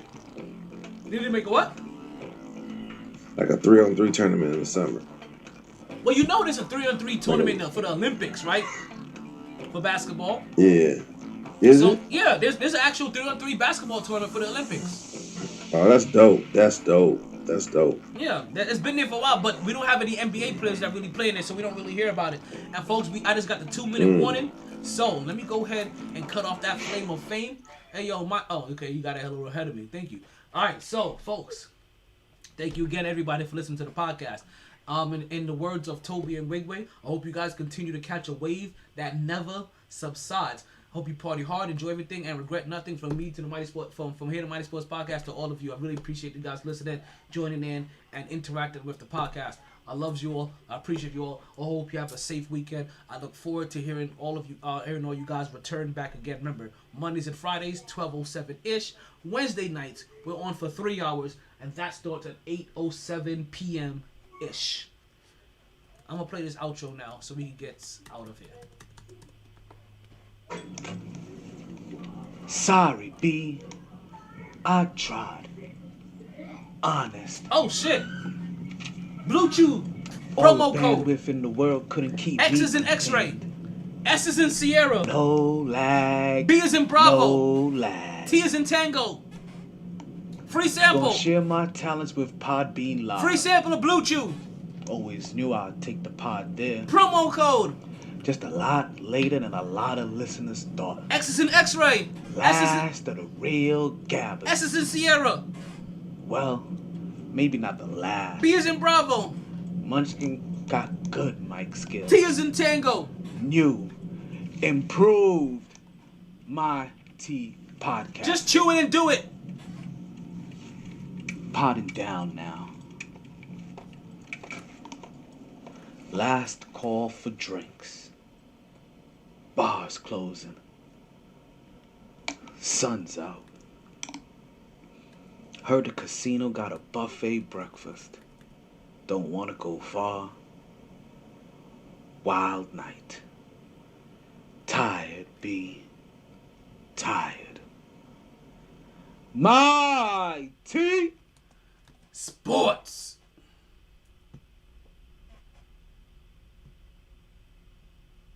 And we are out of here. Yo, let me see. Yo, I was dependent on that Bluetooth sponsor money. You feel good? Listen, it's still gonna be in there. It's still gonna come in there. It's still gonna come in there. We out of here. Thank you for listening. Oh, X. Ain't no way you gonna stop my shine. Ain't no way you gonna stop mine. It must be out your motherfucking mind. Yeah, I love it. I love it.